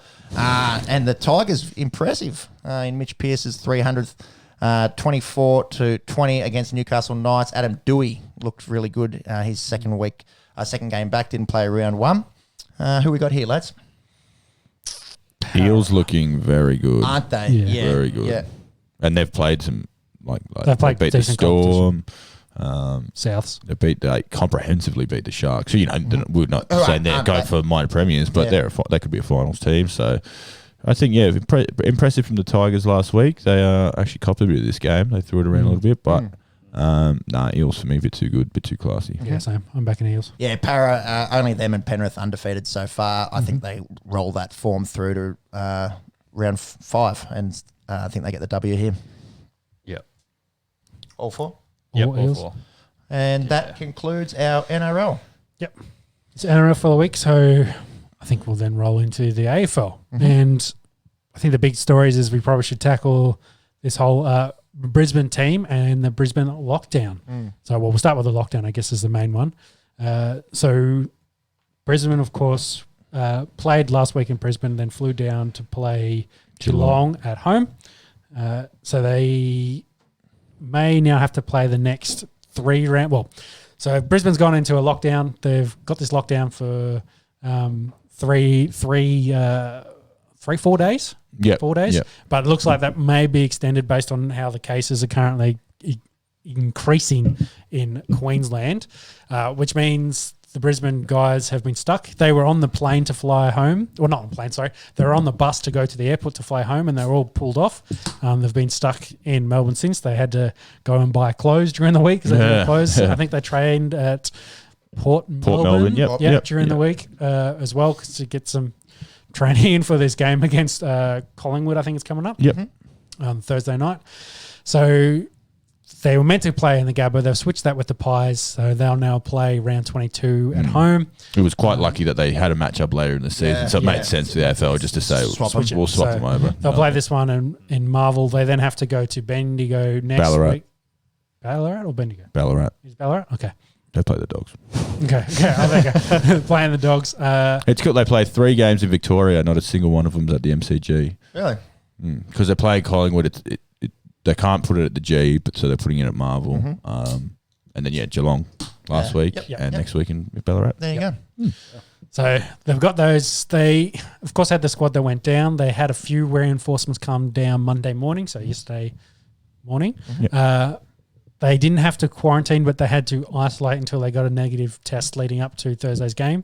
They still had... So Jared Berry, of course, was with the squad, but he was late exclusion, so he's still there and probably will come back into it. So I think he just had a light tweak of the hammy. But they're, not, underpacked, unprepared, 0-2 at the moment. They're probably in all sorts coming into this Pies game and then, of course, having to play the Red Hot Doggies the week after. Absolutely, so they could be looking at... Yeah, exactly. 100%. For a team that was premiership favourites, they're going a long road ahead of them to kind of crawl back into the 8. Yeah, Captain Dane Zorko, he did an interview, sort of a Zoom from his hotel. The cleaner was walking in the background. He was, on his phone, and he was saying, "Look, I've got the clothes I brought down with me for the weekend. I don't have anything. We're gonna have to go for a shop over the weekend." And then came out the next morning because it was sort of people were like, "Oh my god, what the hell are they going to do? How are they going to survive?" He came out the next morning and said, "Look, we're not making excuses. No. This is what it is." Everyone was out of there. Target. Well, pretty much. I'm sure the Brisbane boys can afford to go to something better than Target. Shout out Gok Wan. Tajay. But he said, look, everyone last year, they didn't get to sleep in their own beds. They had to come up and have a bubble. We were the lucky ones that got to sleep. So whatever this is the climate, we were not making excuses. We've got to be better and we're going to take. So, ticked all the boxes, said everything you need to say, but like Sean said, they're training out at Port Melbourne. They're actually getting some footies out, having a kick. There was people during the week saying, this morning saying, go down to Fitzroy, play at Brunswick Oval, give the fans something back that they really want. You can fit all of 43 people in there, but so I think Marvel Stadium is a little bit of an upgrade, but it's the climate we're in, unfortunately. That fucking Goldie tradie that was a stripper on the side and went down to fucking Byron Bay. God, he's fucked the footy. So whoever you are, I hope you're listening on the Esky. You're a dickhead. Yeah. You're ruining sport. But he's just trying to earn a crust. Good. Shout out to you, dickhead. Was that a hens part? Did you read it in that? Yeah. Sorry, we're not talking about that. We're talking about the footy. Anyway. We're talking about the footy. But I think short week, short turnaround. You couldn't ask for more to be going against Brisbane at the moment. They've got a couple injuries, as you alluded to, short. And the biggest one is they're 0-2. Yep. They had and the stats for teams going 0-2 to make the finals aren't flattering. There have been, I think, one every year for the last 4 or 5 years, but overall, I think it's 10 out of 50 for the last 10 years or something, something like that. But look, they seem to be handling it well. They're saying all the right things and. Good luck to them. Not being able to see your family is probably the biggest one. Like that, that's got to suck. A lot of them have young kids, but well, having said that, a lot of the boys are from Melbourne, so from Victoria. Yeah. So they've probably got I think they're probably contained in a bubble. They're not allowed to go in new at the moment, but they're probably closer to home than they were. Actually, it's a nice change of pace. But true. It could be a little bit of a nice change for them. Let's talk about this sledging. So I think that's the big story came out during. So I think it was the end of the first quarter.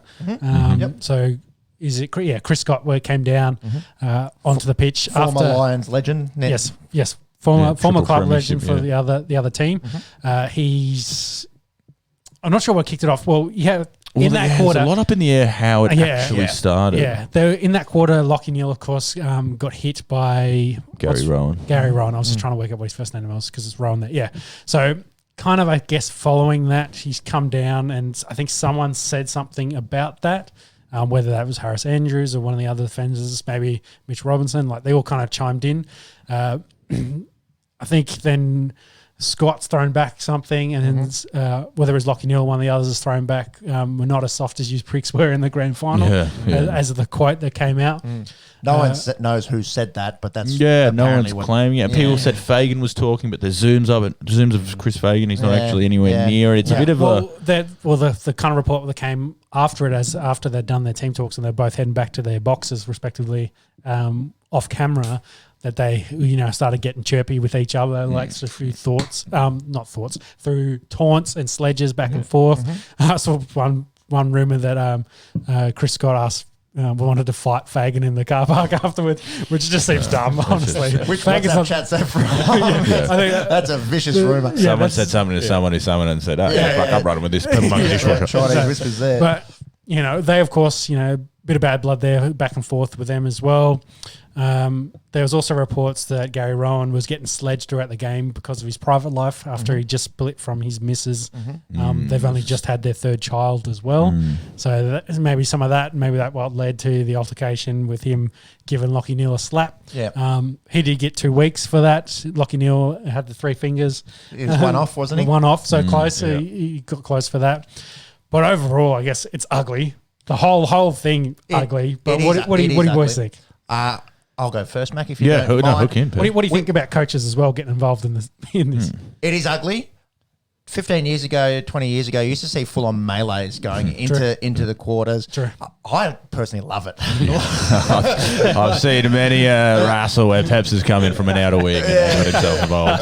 So. Running 120 metres and then seen the size of the Iraqman and backed out of the contest. No, but seriously, it was a war of words. There was no fighting. There's no hands or anything. Where do you draw the line with sledging? Just shit talk. I suppose that's something. Do you want to go after people's families and missos? Probably not for mine. But who go knows? after their play? And who knows? Yeah, call someone. If you're soft in the grand final, that's fair game. That's footy for mine. With coaches, do you hold coaches to a different esteem to players? Yeah, I think that's fair. I think in this case it's slightly different as well, being a former player. But maybe age comes into it a little bit as well. Like you wouldn't see Fagan or that getting stuck into a other player's face, but you can imagine Chris Scott doing it. Yeah, well, he's not that old, is he? He's only 40, mid 40s, late 40s. He's probably still got a bit of testosterone running through those nuts. Yes. For me, it's. We're talking about it, but it is a little bit ugly. The message that you want to send to the kids. I think all the various. It's not too back bad. And forth. It's not too bad. It's passionate footy in round 2. Yeah, and that's what I like to see. And this game, it was a huge game, really. Yeah, we're down to 1 point. We'll get to the last bit in a second. What did you think, Mac? I'm sort of. It's still sort of fresh, and just listening to people talk about, like Nick Revolt came out and so many rumors as well. That shit. I don't. Whatever. Whoever started it, whatever people were saying, the look of Chris Scott getting pulled back from his players. But probably shows we've reached a point. It's not, and he's got precedence. This is the third. The AFL actually said to him, "This is 3 times since 2015. You've said something to another player, or you've been involved, or you've been." Like he had his players pulling him back. Like Nick Revolt came out saying how good. He goes back to that huddle and the players go, look what my coach is willing to do. He's here for me. I'm going to be there for him. That part of it I love. And the part, the sort of lefty approach of it is, are we going to have, dads in the under 11s get barking at kids? That's the gross thing. And you nailed it on the head. He's a coach. Do we hold him to a higher standard? And I think it was Jared Waitley came out and said, well, why don't we hold Lachie Neale to a higher standard? He's a reigning Brownlow medalist. He's our best and fairest. So why is he chirping? And now all of a sudden we're mucking. Why are we putting players above other certain players? But I get the passion part of it and how good. This is one too many time for Chris Scott for me. It seems like a bit of a me show. Like he's trying to be one of the boys, and he played professional football. He played 200 games. He won 3 premierships. He was in that all-time Lions team. He's got it in him. Like he probably has to be held. He needs to be held back. He can't help and say, do it this way and come with me and follow. And I think it's effective for his team, especially they've got a few young players there. Yeah, I'm very much on the fence with it, to be honest. I don't love the optics of it, but I can understand why people, are frothed. And it adds to the theatre of the game. This is quarter 1 of round 2, as you said, Pep. So I don't know. I have more of an issue with his hair and his beard colour that he's got going on. He's trying to be a bit of a, a flashback. Yeah, a bit of a male model. Just be a footy coach. Give me, your Terry Wallaces. Give me Plough. Give me someone who's weathered, punching darts at quarter time. None of this male model stuff. That's what I'm more interested in. But when you think of those, say, let's call them like god tier coaches, and they're the way they carry themselves and their mentality, so different in regards to this. Yeah, well, look, Alistair Clarkson, he's a fire. He punched a hole in a coach's box, and the spray to your players is great. This is a bit of a different avenue. Yeah. You're going after another team. Peacock and and like I said, the players are reining him in, and it was Cam Guthrie was one of the boys pulling him back. When you need your senior players to pull you back. You're not one of the you are one of the boys, but you're not. You got to be that step ahead. There's a fine line where you go like, you're gearing the boys up, and then all of the boys are thinking, well, what's this dickhead doing? Yeah, like, come get on the whiteboard and exactly. We need some coaching over here. So again, I'm very much on the fence, but it adds to it. We're here talking about it, and it will get talked about. So, but should we get into the footy this week? So Brisbane up against Collingwood off that short week. God, it's a 6-day break for them. All the bubble stuff and to throw it on top of it, they got absolutely murdered by the referee, by the umpire. Oh God, hanging out with Sean too much. Friggin' hell! Definitely rubbed off when you're there. It's all contagious. On the Esky. We cover a lot of sports here that someone can have a slip of tongue. So thank you, Tony. Let's just sum it up and say those blokes, they can't see straight. Yes. Those they couldn't. Can you run us through what happened, please, Joseph? Oh, it was an absolute man. It was such a good game of footy. It was close, and we were all in the group chat like, oh my God, the finishing and the crowd were involved, and it was everything we've loved about this start of the footy season. And hard tackles, marks, skills were there, and then the ball. Brisbane, they were hit back. Scores were tight. No, it was 1 point in it. 1 point in it with about a minute left, and we can build it all up about previous free kicks. But in the moment, Mark Blixarves picks up the ball, and it was it Berry that tackled him? It was Zach Bailey. Sorry, we've got it there in the notes. Pins the arms, nearly twists the full 180, and it just sort of like falls out. It's a throw. He's got it in one hand, and essentially it just falls out. Throws. So he's either dropped it. It's incorrect disposal. And then it falls on, and the umpire says play on, and throws it up. Handball it. No way he'd kick it. It was it's a bit rough if you're listening here, but if you haven't seen it yet, it was just dreadful. It's absolutely killed the line. And there were 6 players, like Brisbane guys, around it as well, like all throwing their hands up. Why are you not calling this? How can you do it? And the AFL have come out and said, that's just holding the ball, but it's all well and good, a couple of days later to say, sorry, but it's next to the goals. It's a certain goal, 5 meters away. 5 meters away. Brisbane win that game. Now we're sort of saying, okay, they're 1-1. They got a big victory against Geelong. In Geelong, they can sort of, see how they go. If they split their games over the next coming weeks against the Dogs and Pies, they're looking all right. They might be able to get back to Brisbane, hopefully. Now we're saying all this stuff involved. They're 0-2. They're behind the 8 ball. They're a young team. They're going to have to band together here and really that's the sort of thing that'll steal them together, hopefully. Yeah. They can build around us like, hey, everyone's against us. The world's against us. Like all that stuff, it'll either crumble them or it'll bring them all together, and then they'll go and away. That's the worry with the young team, and if we look at the end of the season, and I was saying it off air, if they miss top 4 by a game, or if if it keeps tracking and they miss top 8 by a game, this is the 4 points. They should have 4 extra points on the total, and there's no other way to look at it. And Geelong should have 4 and Geelong, it was a great game of footy. Both teams could have won, but one team just should have won it. God, umpires are umpires, and you can bag them all you want. This cost a game. Yeah. They got involved, and they cost. The result of the game was based on the umpires, which is really disappointing for like a young Brisbane team, like we were saying. Yeah, definitely. One positive note I think came out of this game was Eric Hipwood. He booted 4. Well, I'm going to go the opposite Really? because he was. I think he was 4-3.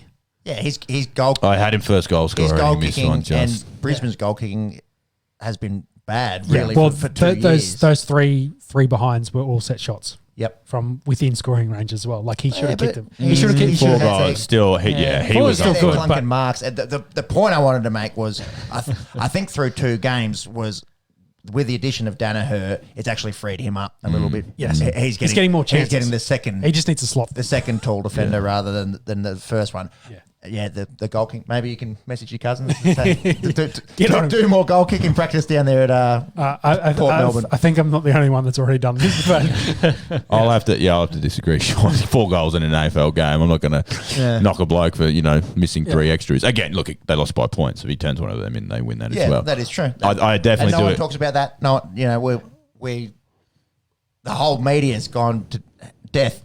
Death to the umpire. Yeah. Death to the umpire. But no one wants to say, you kick one straighter and you can win it yourself. The thing with the decision was it was in the last minute and it was next. Look, you can go back to every point they kicked and say, well, if you kick the goal, kick this one. Yeah. If you I just scored more points than the other team, you would have won the game. Sport's easy. I'll agree with you though that the addition of Danaher, absolutely, I think it's freed Hipwood up. Hipwood isn't really a big, muscly key forward. He's lean for and he he's hasn't got really built into that. Yeah, he runs around. He's more of like a tall half-forward flanker who gets around and will take the second defender and can jump over you. Not going to take a lot of pack marks, but I think with Danaher as the key target, he's going to get the best backman.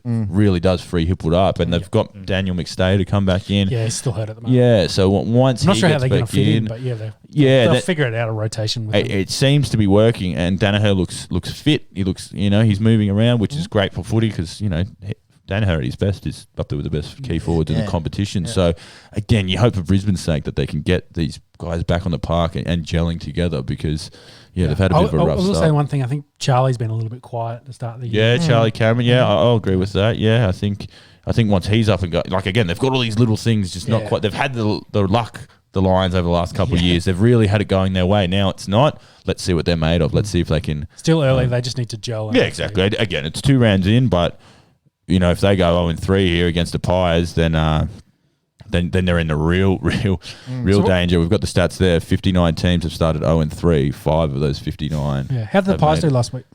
Beat Carlton. Yeah. That's right. We watched that. And Collingwood for all the shenanigans that happened in their off season. That's still a pretty good football side, and you were mentioning that last week, Mac. They had 2 guys, I think, that had to do negative COVID tests, and they both passed them today, so they'll be available. Just can't remember off the top of my head who they were. For the Pies, DeGoey booted 4 last week. Crisp had 36 touches, and Darcy Moore. Do you reckon he's the best defender in the game at the moment? Yeah. For mine, he is. Yeah. He. Every time I talk about Bulldogs, people think I'm taking the piss. Week 1, he kept Collingwood in it single-handedly. He is like a wall. I saw a classic tweet about that freighter that was locked in at the canal. The Suez Canal. I just said Darcy Moore on the side. That's effectively what he's doing. Blocking He's everyone down. blocking and just rebounding, and he grabs the ball and he runs and he hits targets. He's so athletic. Him mixed with Maynard and Jeremy Howe's getting back to fitness from that ACL. Their team is still shit hot, and they're a very good defensive team led by Darcy Moore. I don't think anyone's. I think it's daylight second for defenders. Absolutely. So what are we thinking in this then? Brisbane versus Collingwood. Who are you backing? I got Collingwood with the poor preparation imposed by the coronavirus. They weren't bad week 1 against the Bulldogs. I don't want your head to get too big. I think the Bulldogs are pretty good. I'm going the Pies here. Okay. I think it'll be a very good game. They match up pretty well against each other. Yeah, I think Grundy versus McInerney is a big advantage, and like we said, the back line. Danaher and Hipwood are working well, but then you've got Moore and Howe and those to deal with. Well, your big O, of course, didn't finish that game because they subbed him out, and he should be able to play, but you wonder how fit no he Steph is. Martin there now as well. Exactly. Now They're looking a bit thin there. Yeah, their chop-out ruckman is. Don't have any Yeah, boys. I'll go Pies there with you, Peppy. Especially now being in Melbourne as well. Yeah, so Brisbane, staring down 0-3. And very hard to come back from that. I'm going to go the opposite and just back to the Lions. I'm just going with the hope that all this will steal them together and they'll come out firing in this. Otherwise, they could have 60 put on them. If they're not up for this and they're like, I think it'll be a good us. game, but I think Pies too classy. Make a very strong argument, but I'm going to have to go Pies. Yeah. Full Pies, please. Odds there, please. Yeah, so odds are Pies are favourite $1.80, Brisbane. Oh, so tight. Very $2.05, close. so very close. Very close. What's the Line is 3 points. 2.5. Yeah, right. That's close. Don't bother. Yeah. Games never go to 1 point in the AFL.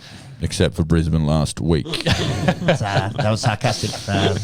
Anyways. We're clicking on the Esky here, ladies and gentlemen. We're in each other's heads. Into the feature game. Peps, why don't you Good Friday footy, run us through it. Yeah, Friday afternoon, 4:20, blaze it. North Melbourne versus the Western Bulldogs. The Roos absolutely embarrassed last week at the hands of the Gold Coast Suns. I don't think you get to say that too often when you're talking about the AFL. They went down by 59 to the Gold Coast. Their one, I suppose, bright spark was Jed Anderson. He had 27 disposals and made 14 tackles. Might just be indicative of the afternoon that they were having, that he had to make 14 tackles. They didn't have the ball. They didn't have the ball. Someone's got to grab him. So. Yeah, that's right. The Dogs, I'm sure Joseph will love to run us through here. They came out 7-point winners against the West Coast Eagles. You're off by a digit. You did say 77, I think. Sorry, but whatever. Very close. Thereabouts, but if that game goes for 10 minutes longer, I'll tell you it's 77. I think this game's more likely to be by 77. So. I reckon 177 here. Yeah. I can argue with you there. Jack McRae had 41 disposals last week against West Coast. Bontempelli, he had 30 and 3 goals. What happened in that fourth quarter, Joseph? Oh, it was brilliant. God, sorry, listeners, you're going to have to listen to a bloke who just absolutely pour his heart out. The game, but honestly, in Melbourne, Dogs going to be favourites, and the game started it was the Bontempelli show. The first quarter, he had 15 and 5 clearances, just absolutely dominated the game. And then they put Nelson onto him, the young midfielder from West Coast, and he did a really good job for the middle 2 quarters. I think he only had 10 touches for the 2 quarters. But then in that last quarter, West Coast were up by 2 goals, 13 points. And the Dogs just went, all right, we got to go for it. And they were running and they were playing on, and these new rules that just open up the game for them. And Bontempelli just took the game over as well. And Jack McRae had, this sounds weird, the most underrated 41 possession. He probably gets 1 Brownlow vote. He had 41 touches. Honestly, Bontempelli was playing a different sport on Sunday. He just the start and the end, he was the difference. And Nick Naitanui throughout the game, and we'll get into the Eagles later on for their game, he was back to his best. And that's good to see. He was feeding. He was getting his hand on the ball, but the Dogs midfield, Liver was in there in his 150th. He played really well. That midfield, I'll say it every week, they've got Liver, Bont, Jack McRae, Bailey Smith, Adam Treloar, Josh Dunkley, Pat Lipinski's a good player. They run 7 deep through the midfield, and they arrive, like Adam Treloar actually showed a bit. They're really, really clicking at the start of the season. Like, it was very good to watch. My poor golden retriever Sonny, he was off me. I was screaming that loud. I was that cheering that loud. He was hiding from me for a couple of hours. So. Sonny, good boy. Sonny, good boy. Shout out Sonny Goldboy. Give him a follow on Instagram as well as on the Esky. As for this match, I think we'll get 4 Bulldogs. People have come out. It's a Good Friday game. Traditionally, obviously, footy not played on Good Friday. North Melbourne have been pushing for 25 years. I think this is the 3rd year they have been playing on it, and people have come out saying they shouldn't. They need to earn the right to play on Good Friday. I think it's bullshit. It's not fair. These are 2 teams that don't get Anzac Day. They don't get Easter Monday. They don't get Dreamtime at the G. That's left for your big 4 or 5 Melbourne Victorian teams. This is actually a really good chance for these poorer clubs to get a time slot where if you want to watch footy, these are the 2 teams you have to watch. Unfortunately, right now, one of them is tracking very far down, and that's North Melbourne. Yeah, they're in the rebuild, and it's their thing. They shouldn't. I think it's very unfair that people bash North for this. They're just shit at the moment. They'll be shit for a couple of years, but let's just watch the Bulldogs put on a clinic. I think we can all enjoy that Good Friday afternoon, eat some prawns, and watch the Dogs put on 200 against North Melbourne. 4 Dogs here, I'd imagine. Yeah. Peps, has anyone in the AFL been undefeated In a season? in a season?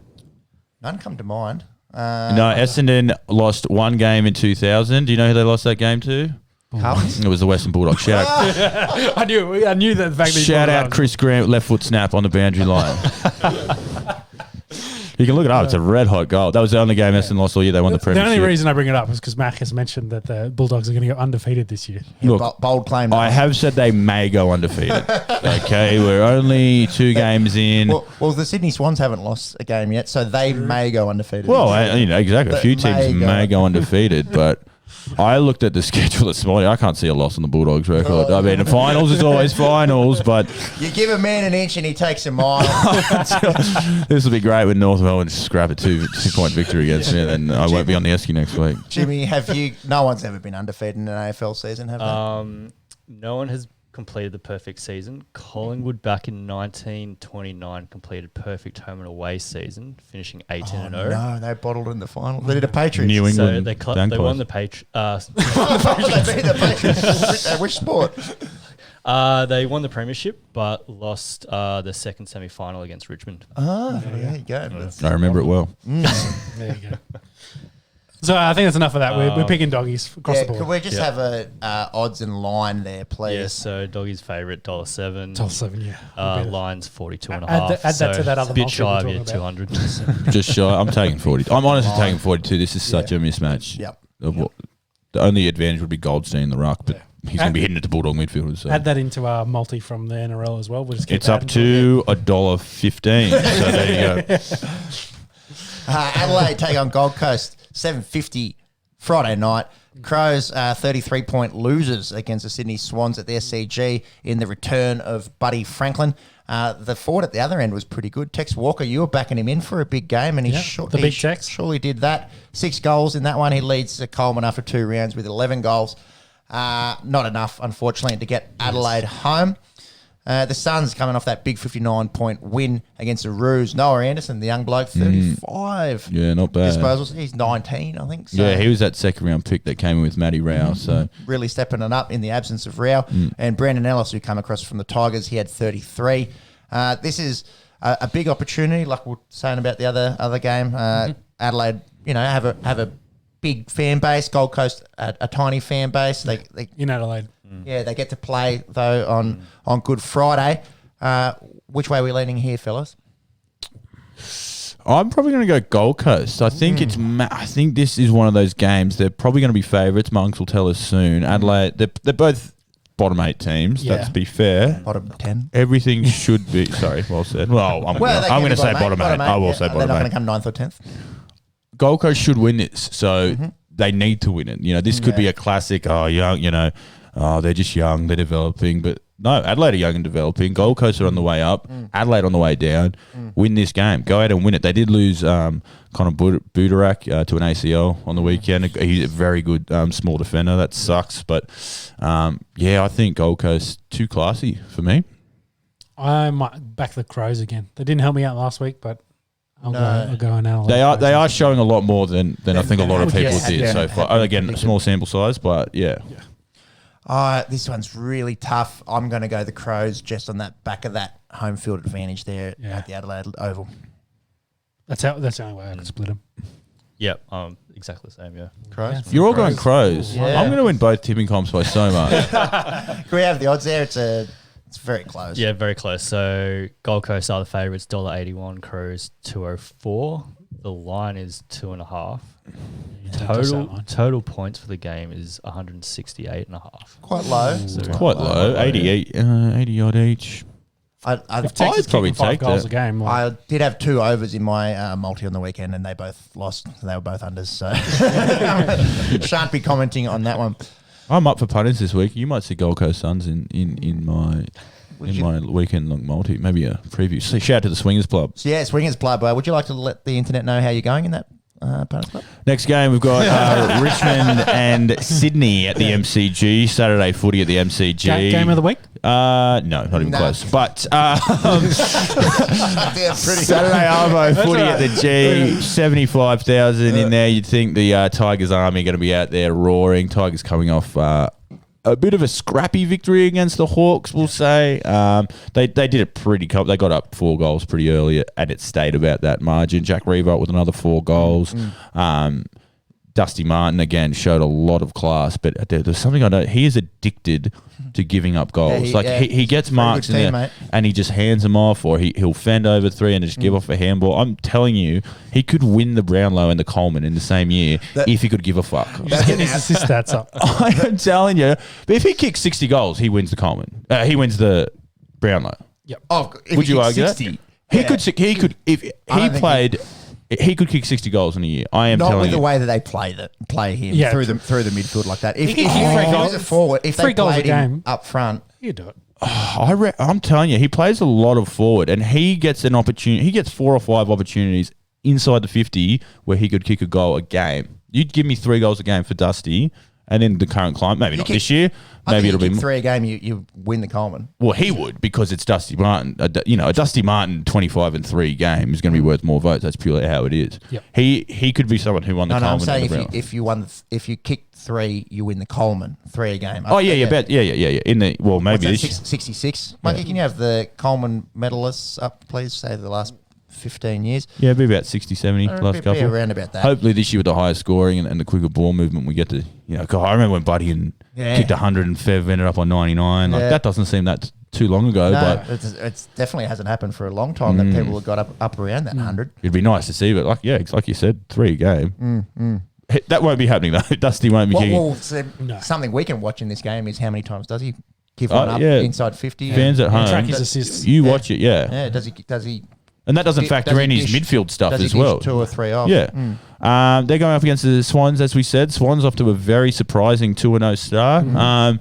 Really outclassed the Crows. They just looked way too good and really smooth across the ground. The return of the big Budwar kicked 3 in his comeback.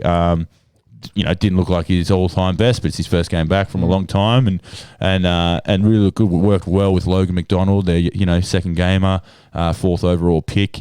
The Swans, as we were saying off air, they just have this awesome mix of experienced players with the Kennedys and the Parkers, and then you throw in these 3 young draft picks as well. Braden Campbell, one of them, he actually won the Rising Star this week. Errol, we were talking about our boy Errol last week. Logan McDonald, he's going to be a gun for years to come. And, down back, they've got Dane Rampy as well. And Tom McCartan looks like a really solid key back down there. Throwing Isaac Heaney, Callum Mills through the middle. Yeah. Their mix is actually quite good. They've got a really sort of solid team. And I think they've surprised a few people. But if you look on paper, they really shouldn't be a surprise. So, really good start. It should be a good test for the Swannies here. So who are you picking? You got to go Tigers. I think they're just more developed, harder bodies. They're gonna match it with the Sydney. But again, I think this will be quite a close game. They'll get inside Hawthorn 29 points. This will be within 20 points, I'd say. Do I pick the upset? What are you going, Peppy? I'm going Tigers. Too good. Sydney on the up, definitely. Hopefully keep it amicable, but not enough faith for me to tip them. I'm definitely going Richmond here. Monks? Richmond. What's bets at? So the bets Richmond's favourites $1.25. Sydney's pushed out to $4. Wow. What's the line there, Monks? The line is 24.5. Oh, see, they don't give you much value there on the line. I feel like $1.25, it should be 40 points. But. And Richmond, they're not a team to just pump. Like, they're so much better than Hawthorn, but they win by less than 5 goals. Like that, again, they get in front and they'll cruise and they'll grind you out. They'll grind you out. And the Swans, they're the highest scoring team in the comp. We're through 2 rounds, small sample, but the way they're moving the ball is very impressive. I am nearly talking myself into a big upset early start. I won't. I won't, but I'm taking that line. That's for sure. 24 is too much in this game. Very nice. I will go further behind in our tipping comp and I'll back the Swans in this. Wow, there we go. Huge. Massive call. Marks, did you get that Coleman medalist up there? I forgot. Yeah. The Tomahawk won it last year with 42 goals. Short season. Short season, different rules, asterisks. Run us through, say, the last 5 years before that. Last 5 years before that. So we have got Josh Kennedy at West Coast, kicked 75 back in 2015. He backed that up in 2016 with 80. Buddy got it in 2017 with 69. Nice. And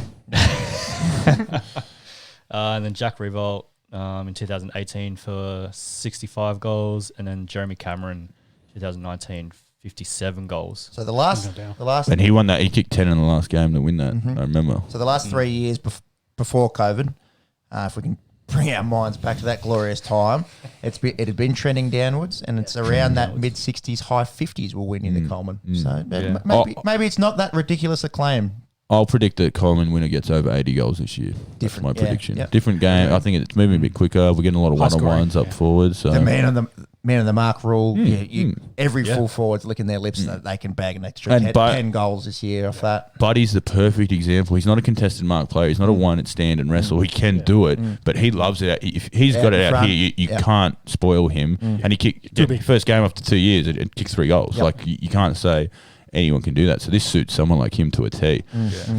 So Buddy's won it 4 times, and he was the last one to break 100 goals. 2018? 2008? Yeah, 2008 back at Hawthorn. Very good. I think Ruffy kicked 70 odd that year as well. So pretty good forward line. Unreal, hey. But that's So what do we have? So one upset. That's very bold. Very bold. Bombers Saints, Marvel Stadium, 4:35 Saturday. Bombers looked pretty yuck last week against Port Adelaide. 50-point losers over there in Adelaide. Sam Draper, unfortunately, their big ruck. He's done a syndesmosis 8 weeks. Dylan Shield, meniscus 4 to 6 weeks there. It's not looking too good over at Windy Hill. I think those are best case scenarios for those two as well. They were pretty worried about them. They just look lost at the moment. They are reeling, and their injury list is to key people. Sam Draper was one of their big hopes this year. He's a gun ruck, he moves around really well in that mould of a Brodie Grundy. Cult figure with that mullet and that rough, big rig. He throws himself around. An ankle injury for a big ruckman at Pepsi as a resident ruck, you'll know that's not a lot of fun. Especially and syndesmosis, it's that bit. It's a high ankle between the tibia and fibula, and it's never good news. Yeah, and that can linger as long. 8 weeks is it could be anything. Absolute Cameron lingerer. That's some of your best. Keep moving there. Saints. Saints. They went down to Melbourne in Spud's game. Did you boys see the speech before the game? Really moving stuff. And we've brought it up here on the Esky a couple of times about, if you're having troubles, talk to your mates, talk to your friends, talk to your families.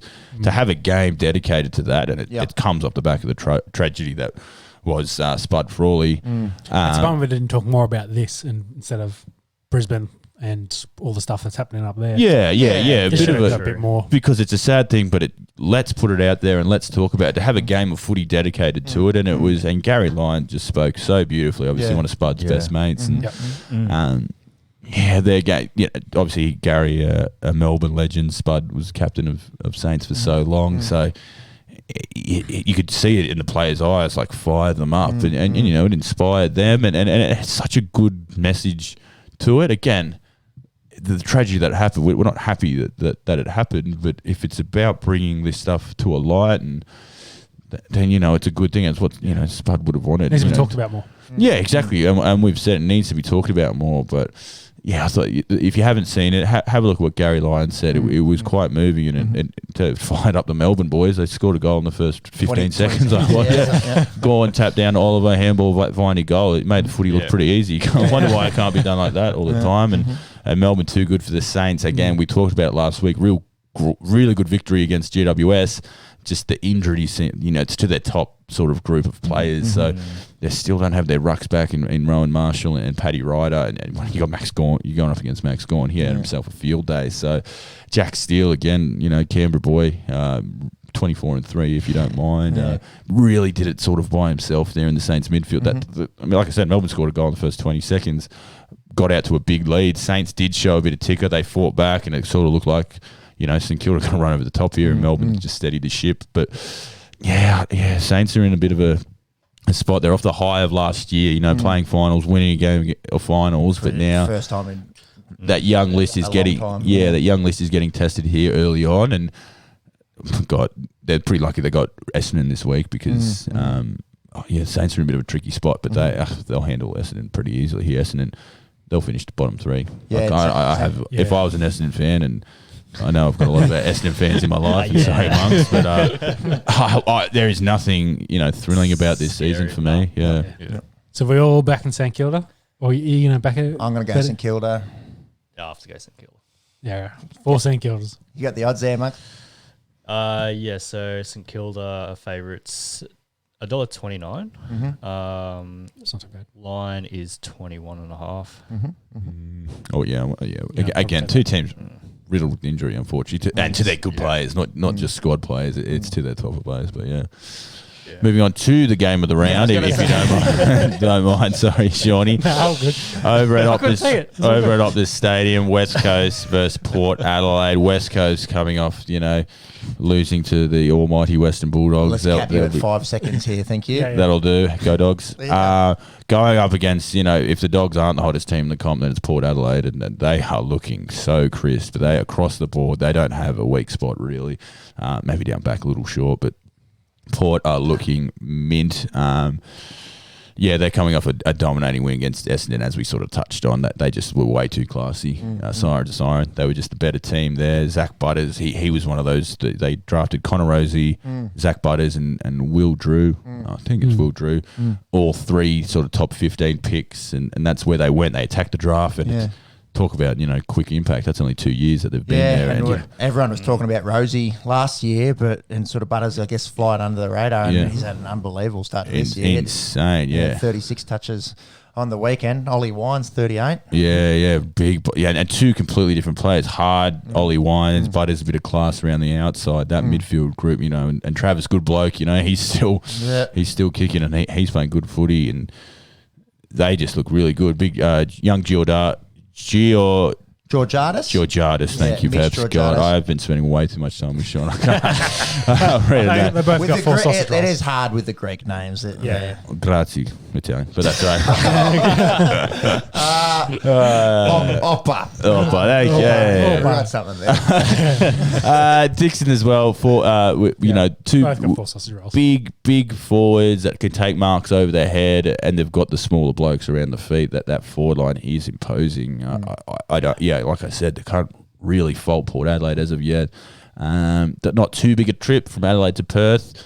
West Coast still have a really good team, and like I was saying earlier, Nick Natanui in good form. He's getting his hand on the footy, and all the. So who are you picking? West Coast tall forward, like they lost, but they had 9 goals between Oscar Allen, Kennedy, and Darling. This is a tough one. This is a tough one. This is a very tough one. I've just pumped up Port Adelaide, but I want to tip West Coast. Come back to me. I'll be last.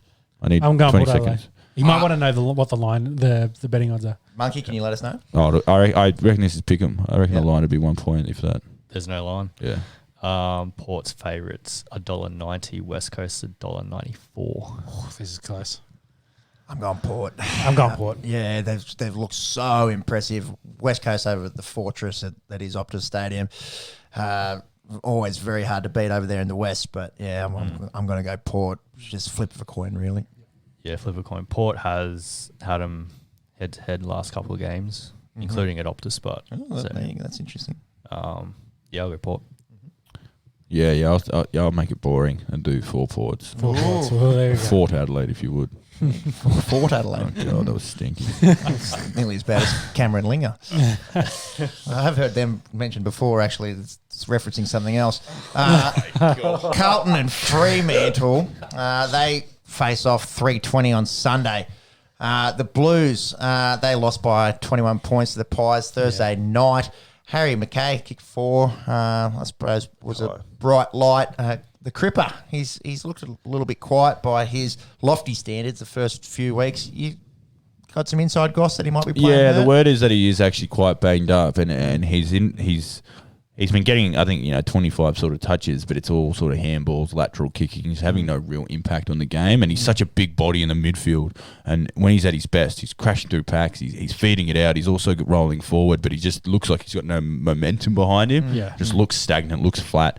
And the word out is, if this was a month earlier, he wouldn't be training, he wouldn't be playing. He's pretty banged up. So a bit of a mystery about, what the injury actually is. I couldn't find anything there, but yeah, he's pretty banged up. A couple other injuries for the Blues. I thought they looked all right against the Pies. We were sitting here watching. They're moving the ball quite well. And again, round 1 against Richmond, they seem to be matching it with them. They've kicked 15 goals each game or around thereabouts. So look, they were trending up. Their list is very good. Their best 22, if everyone's healthy, it's probably a finals team, but it's just going to take a bit, I think. No Marchbank, no Nick Newman at the moment. Yeah. What about the Dockers in comparison? Well, the Dockers in comparison, again, they're sort of surprising people. Against the hapless Giants last week in Perth, that was Sunday Arbor. That was sort of a closer game we thought on paper, but again, the Dockers got out pretty early, and the Giants just looked flat. They just looked flat, and this, we talk about Freo's young midfield was coming through, but Dave Mundy, age 35 touches, and he's one of the most underrated midfielders of the last sort of 10 years. People don't. He's out in Fremantle. They haven't really been too relevant. He's been an absolute star for that club, and he bleeds purple, and you can tell. You couldn't ask for a better mentor for the Cherries and the Brayshaws and the Sarongs. They're looking up to guys. Nat Fyfe is Nat Fyfe. He is a top 5 player in this competition, but David Mundy is so underrated. Did you see the hit in Nat Fyfe? Yeah. Do you want to talk about this? Talk about it now, yeah. So Sam Reid, he got him with a big bump, sort of off the ball. Yeah, it was off the ball. It was on a boundary throw-in. Fyfe sort of steaming in from the sort of...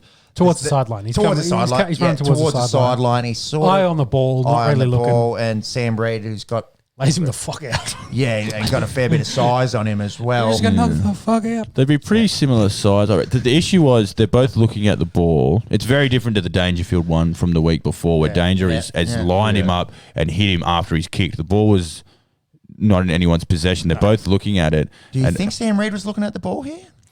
Yeah. I reckon if you look at it, but he's got Fyfe in his periphery, and the word is brace for contact. And as he's braced, he's sort of gone up. You can't just stand there and wait for someone to hit you in footy. You got to take some of the heat off by, he's braced his arm, he's gone up, but as he's gone up, he's collected. I really knocked myself out. collected Fyfe on the head, and Fyfe's gone down, and he was in trouble pretty early. I think if you stop and you pause the moment of contact, it looks very, very bad. But we might be able to do that in just a second. In the moment at game speed, he technically has gone to bump, and he's hit him in the head. So that's what the AFL is stamping out. Yep. But I think Reid's a little bit unlucky. Yeah. His eyes are off the ball. If you slow it down, he doesn't know it's Nat Fyfe either. It's just a guy coming to him. Looking at that, it does look like his eyes are on the ball. Yeah. Fyfe kind of gets pushed into it as well, if you kind of see. So he does flick the arm out, but that's probably a little bit preparing just reactional. You've seen that he's like you say, bracing himself, trying to flick him away. But he's just KO'd him, unfortunately. For mine, it's nowhere near as bad as the Danger one. No, and again, then Danger got 3 weeks. That's 2 weeks. So you're saying that's only a week off. I probably think it deserves a week because of, again, we don't want people bumping people in the head. We want it out, but 2 weeks seems stiff for mine. I don't know if the Nat Fyfe tax gets thrown in on this. Yeah, there might be a Fyfe tax there. Yeah, but you also, the visual of, Nat Fyfe trying to figure out what country he's in. It's probably and what he they're hits trying his to... head on the... it's a big hit. He hits his head on the ground. Look, we can't stamp it out, but I think Sam Reid's a little bit unlucky that he's collected him and that it's, Nat Fyfe superstar. I think that's on there. But talk about going past the horizontal. he's not run through him. He's stopped. He's braced and completely different to Danger, who's laid out. Left his feet. Brown and left him down. So it means Fyfe probably won't play this game. With obviously those concussion rules. But Freo's young mids really stood up. Fyfe went out and they sort of accelerated and really made GWS look second rate. So we're picking Carlton versus Fremantle.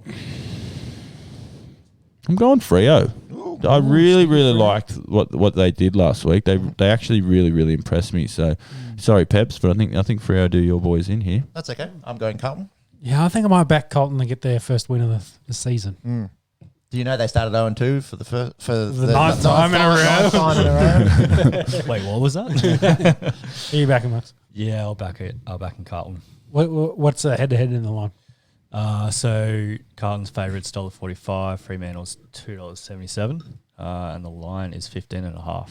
Jeez, I'm taking that line every day of the Yeah, a week. bit of value there for the Dockers. Yeah, I think head-to-head Freo as can well. win this heads up, so I'll take that line. Thank you. GWS Melbourne Demons, Theatre of Dreams, Monica Oval, 6:10 Sunday. The Giants, they're reeling, aren't they? They were disappointing against Fremantle. The Demons, they're flying 2-0, 18-point win against the Saints in the I expect them to game. win big in this as well. I feel like they should win. Clayton Oliver, he's been unreal. He had 37 last week. What's the chat here with May and Lever, Matt? Oh, that's where Melbourne out of their skin. Melbourne have pumped a lot of money into these two over the last couple of years. Obviously, they got May over from Gold Coast and Lever across from Adelaide.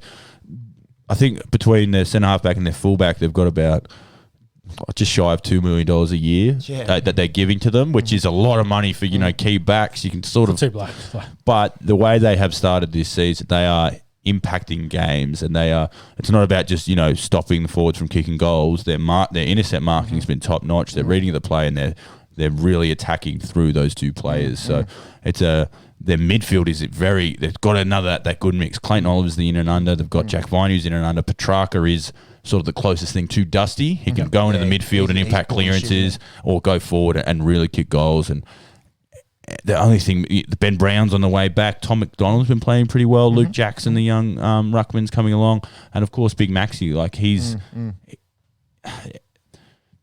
I was making the argument over the water cooler today at school. He is Dusty Martin, yes, best player, most impact. But Max Gawn, you can make the argument he's the best player in the competition. Like he impacts the game. He's probably the most impactful player in the game. Yeah, yep. He touches the ball more than anyone. He touches it every stoppage, and the way he moves, he's a fourth midfielder.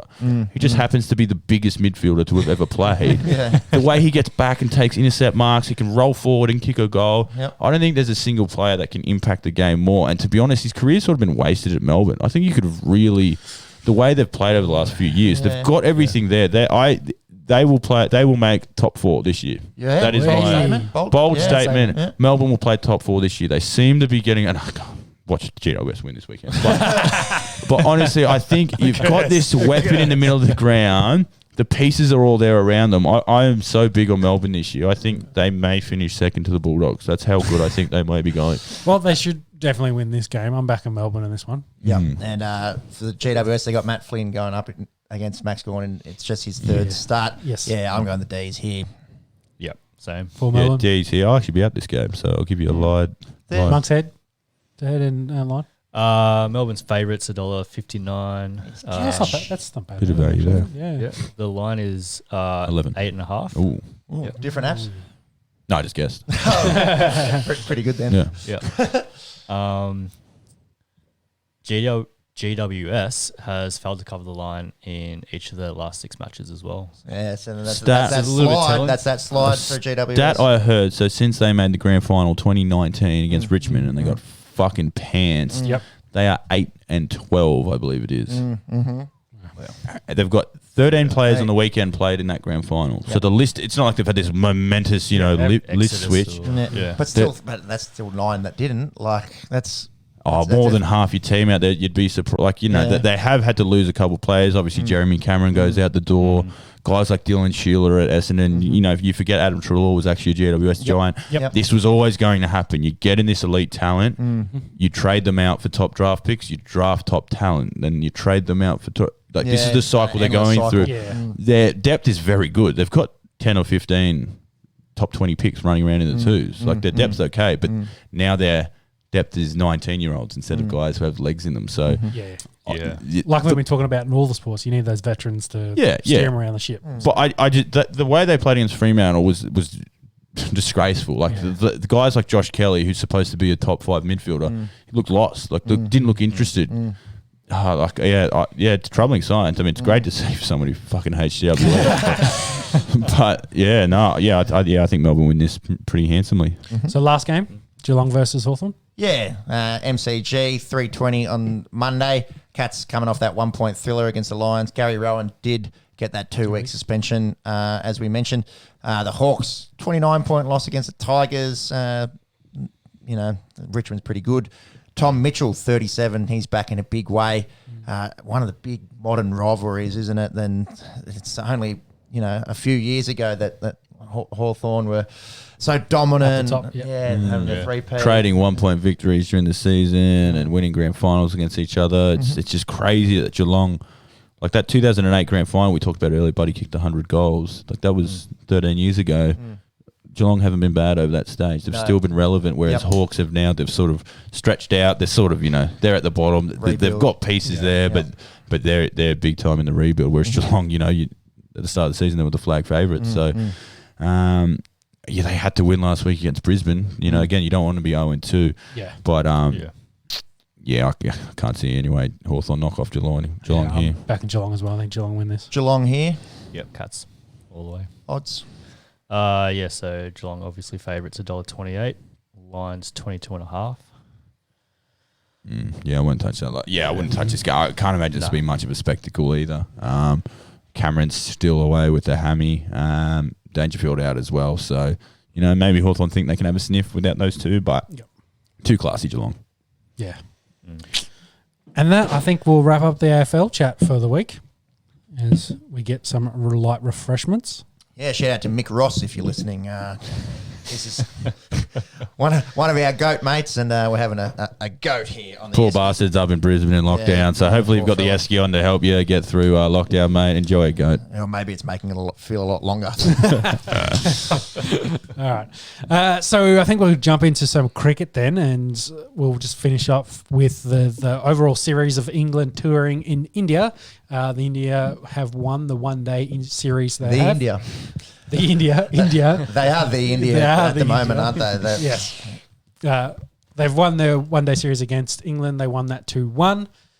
So game 3 happened a couple of days ago? Yeah, a couple nights ago. No, last night. Was it last night? Yeah, 2 nights ago. I don't know. They all play together. Late in our evening. Run us through what happens. Time zone. Pep syrup? Yeah, go for I might take this one. So game 3, India gets sent in by Josh Butler even. Oh, fuck, I've got the Sean disease now. All right, let's move on to cricket. England had Curran, Torpley and Wood. Yeah, so not exactly their best bowling. Who's Torpley? I haven't left arm quick. They're pretty big on him, but obviously no Jofra. No, Jim May, Stuart Broad. Those guys have sort of moved away from the T20 scene. I can't get a read on the Curran boys. Sam Curran had a role to play in this game, but it wasn't with the ball. Just Torpley, big tall left-hander. They just want to see what he's got. Doesn't look like he's got a lot, to be honest, the way he handled himself today. But so how many needs to do, baby? So Rohit Sharma and Shikhar Dhawan put on 100 for the Indians. Kohli and KL Rahul, they were gone rather cheaply. Both got 7, I think. Yeah, Kohli very good and otherwise in the white ball cricket. Still no 100. Still no 100, yeah. So he'd be over 40 international knocks without 100. Obviously, very difficult to do it in the shorter format. But that's. It's been a long time. We're getting up to 500 days. Are we there yet? We've hit the 500. Have a look. 500 before you hit 100. Put that as the headline. Kohli out. But he got clean bowled by Moeen Ali, and he's the only man. I think he's been clean bowled like 3 or 4 times, and Ali's got him twice. Ali got him in the Ali Bunny test as well. And maybe they would have won the series without. Shout out to Steve O'Keefe, who got Kohli leaving into his off stump, playing for spin. Playing for spin. The sock. Rishabh Pant, how good is he? And our boy Hardik Pandya, they put on 102. And then the tail really wagged in this one, putting on 70. India bowled out for 329. Then the Poms went out there. Jason Roy, Johnny Bairstow, who had been fantastic in this series so far, they fail at the top. Yeah. David Malan, he gets his maiden ODI 50, which is surprising. I think it was only his 3rd game. He's very good in the T20 format. I think they're trying averages 50 in the T20s, which is unreal. I think they're trying to get him more into that. In that top, like we were saying, that top 4 for England is very scary. I mean, obviously, he didn't fail there. Got to 50, and then 2 balls later, he skied one. So he got there. But keep us going, Peps. He got that 50 or 50 balls as well. Well, I think he got a 48 balls. 2 balls later, he got out. Oh, yeah, sorry. He didn't last very long after getting his 50. Sorry. And then Sam Curran. Carried him.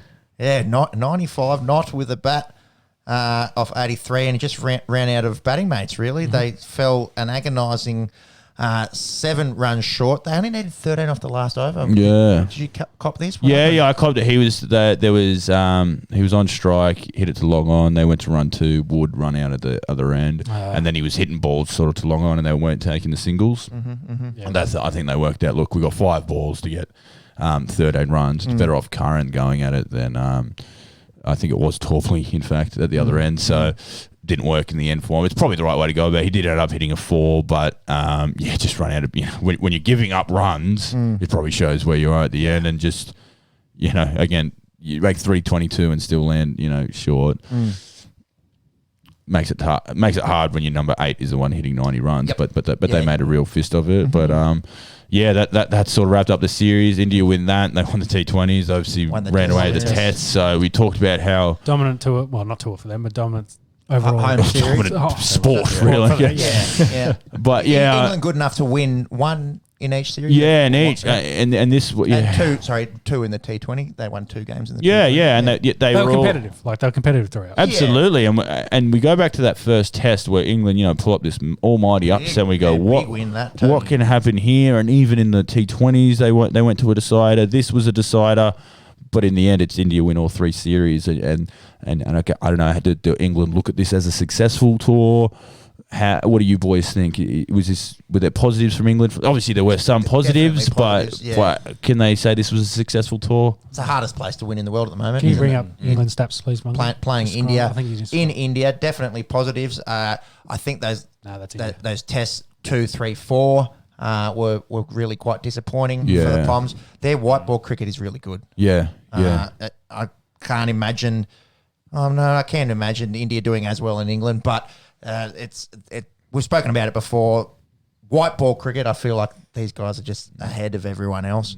I think they can go definitely into the World Cup later on this year with a lot of confidence. Like they're only landing 7 run shorts here. They're winning games. They chase down that monster total in they game push them 2. to a decider, so they can take confidence. They can beat it. They know they can beat India in India for this T20 World Cup. And we've talked about that England 11. That it's a very good balanced 11. That top 4 is extremely good. They've got Ben Stokes where you can put anywhere. They've been batting him at 3 in this series. I don't like that because in the one day as that is.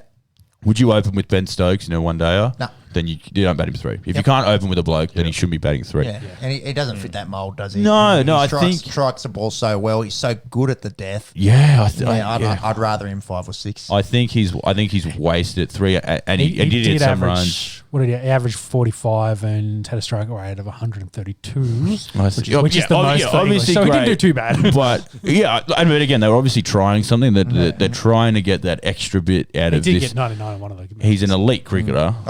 We love him. He'd be a shit bloke. I think we can all. I'm pretty confident to say that. But just as confident as I'm saying, he's one of the best. He's in any 11 you pick, probably in any form of the game. To be honest, so I don't. And I put the question down there: is Joe Root in this? When they play their first game to the T20 World Cup, is Joe Root in that 11? T20, no. ODI, I think yes. Yeah, you could probably fit him in ODI. Yeah. But yeah. So because they had Livingston, he played at the Scorchers. He probably goes out for Owen Morgan in the middle. Yep. Would you say Dawood Milan out, Root in? No. Well, Milan averages 50 in T20 international cricket. How'd he leave a bloke like that out of that top order? We mentioned Ben Stokes. He picks himself where he bats. That's a different. Roy, Bairstow. Roy and Butler, Bairstow. They're not going anywhere. Butler's in there, and then we're running out of batting spots. Sorry, Joe. So I don't think he's in England's best 6 T20 batsmen. I think we said it before. He'll be in the squad. He just won't be in the 11 team. In the 11. So it's just whether one of these blokes unfortunately gets injured on that, then maybe he gets a run. But I don't think he's in your best 11 for England for the T20. You put him in one days though, Peps. Is that what you're saying? Yeah, I think that it's a different game. The argument's there for. Though he for didn't me play in the at all ODIs. this series. No. I think that was intentional. I think he was rested anyway after the test. So, but yeah, it would be interesting to see. Obviously, we've got the IPL coming up. We've been counting down to that. So, Do you reckon these boys will stay, or you reckon they'll go home? I think. Well, anyone that's playing IPL will just stay. Yeah, absolutely. And guys like It starts 2 weeks. Yeah, 11 days. I think. we're counting down. Have we put more thoughts into our teams yet, boys? I'm obviously Team Calcutta over here. May or may not have ordered a hat over the weekend. I think it was me that erroneously said that Kolkata has not won the IPL. They've actually won 2. So need to brush up on getting that imprinted in there. I'll handle all the Still Kolkata looking Knight Riders stats over here. Don't you worry about me. I'll be number one fan Bleeds by the time it purple, starts. bleeds purple. Purple and gold, brother. Does anyone want to cop out and take Royal Challengers Bangalore on the fact that they've got the Aussies? Because I will. Okay, yeah. All right, you can back the Aussie team. I'm Bangalore till I die, boys. I'm looking at some merch. I'm getting around the Aussies. And Coley and De Villiers, surely they can't be bad. We talked a lot about England cricket. What do we think about India coming off this? They've just won 3 series against one of the top nations in cricket. Yeah. They've now got to go to England and have that series. Yeah, that'll be saucy. Coming up in our middle of our winter. We've been talking about it like that. They're leaps and bounds the best team in world cricket at the moment. Yep. Yeah. They've won 3 different series. Yeah. We say England are probably the closest to them in T20 cricket. They handled them. They're scoring runs. Different people are scoring runs. Depth. The bowlers they're rolling through. The different types of bowlers they can roll through. We can talk about it all day about their scary depth. It's just Would you say they're the most dominant cricket nation now? Or would you want to see them beat England in England? Hard to argue that. No. No. And I think I've said it before as well that they're probably only going to get better. Yeah. Yeah, they're young. They're young. Yeah. So, who are you picking for that first test in England? Well, different conditions. 3 months away. It's hard. Well, I mean, they're not going to be playing any test cricket between now and then. Hard to pick on the spot. I'll say India, just the way that they've been playing, but no reason why England can't beat them at home. And then so that's not till August. So a lot of time between now and then. Well, they've got that July one against the Kiwis, so that might be a good indicator of how they're going. Exactly. A perfect warm up for them. Like yes, it is. It's a team that knows how to play in those conditions, but not the team that will obviously dominate in them. So, but they're going very well at the moment. Yeah, I think if they win in England, we probably can't fault them. They're now dominating all 3 formats. The most dominant cricket nation. Yep. What an excellent turnaround as well. Who's put their hand up in this series that you want to watch out for in the IPL? I'm boy pretty. But honestly, he was the name I was thinking. He's our boy. Let's be honest, Hardik. But we talk about how good Ben Stokes is. Hardik is that. For India, he always looks in like from ball one. It's just so hard to do that, to just hit the ball cleanly when you first ball. Like he doesn't need to get set, and he bowls wheel. I didn't realize how quick he could bowl. He gets up on batsmen. He struck the ball at 145 in this. He only scored 100 runs, but he was batting, 6. He only needed to score those 100 runs. He needed to score quick, and he just launches it with the bat and. Yeah, it didn't actually do too much with the ball in this ODI format, but at T20s, and he had some really good games in the T20 series. He's just unreal, and they love him over there. And why wouldn't you? I'm probably thinking the young boys. So Washington Sundar being another one. I'm assuming Axel Patel's going to get a run for an IPL team. Chase that up right now. So they're the kind of ones that Hardik for the Mumbai Indians. He is up there. He's. Anyone want to go Mumbai Indians on the back of Hardik? Delhi for Akshar. Yeah. It's an interesting Willie. He's played 15 IPL games already. Like such an introduction to Test cricket. Like we went through those who took more wickets in 3 games. I think it was only 2 blokes ahead of him. Yeah. So, but does that translate to very different games, aren't they? Very different games. I guess what I'm interested to see with all these young guys that are kind of blown up in the last say 3 months. How are they going to go like in the IPL, and then see how that works for those other matches going forward with the tests and the World Cup. Yeah. I can't wait to watch Rishabh. Like I know he's pretty established already in the IPL, but he's still only so young, and he just looks like he's getting better and better. So good. Yeah. He's 23. So young, yeah. Can you not be that good they when just you- had Dhoni. They had Dhoni for so long, and then like 15 minutes of, what are they going to do here? Oh, we've got this left-hander who just hit sixes for fun. Yeah. Rishabh at the Delhi Capitals, if anyone wants to back So him. with Akshar at Delhi. To Delhi. You two guys considering which teams you're gonna be backing? What colours are they? Oh, blue and orange. Very nice. Oh,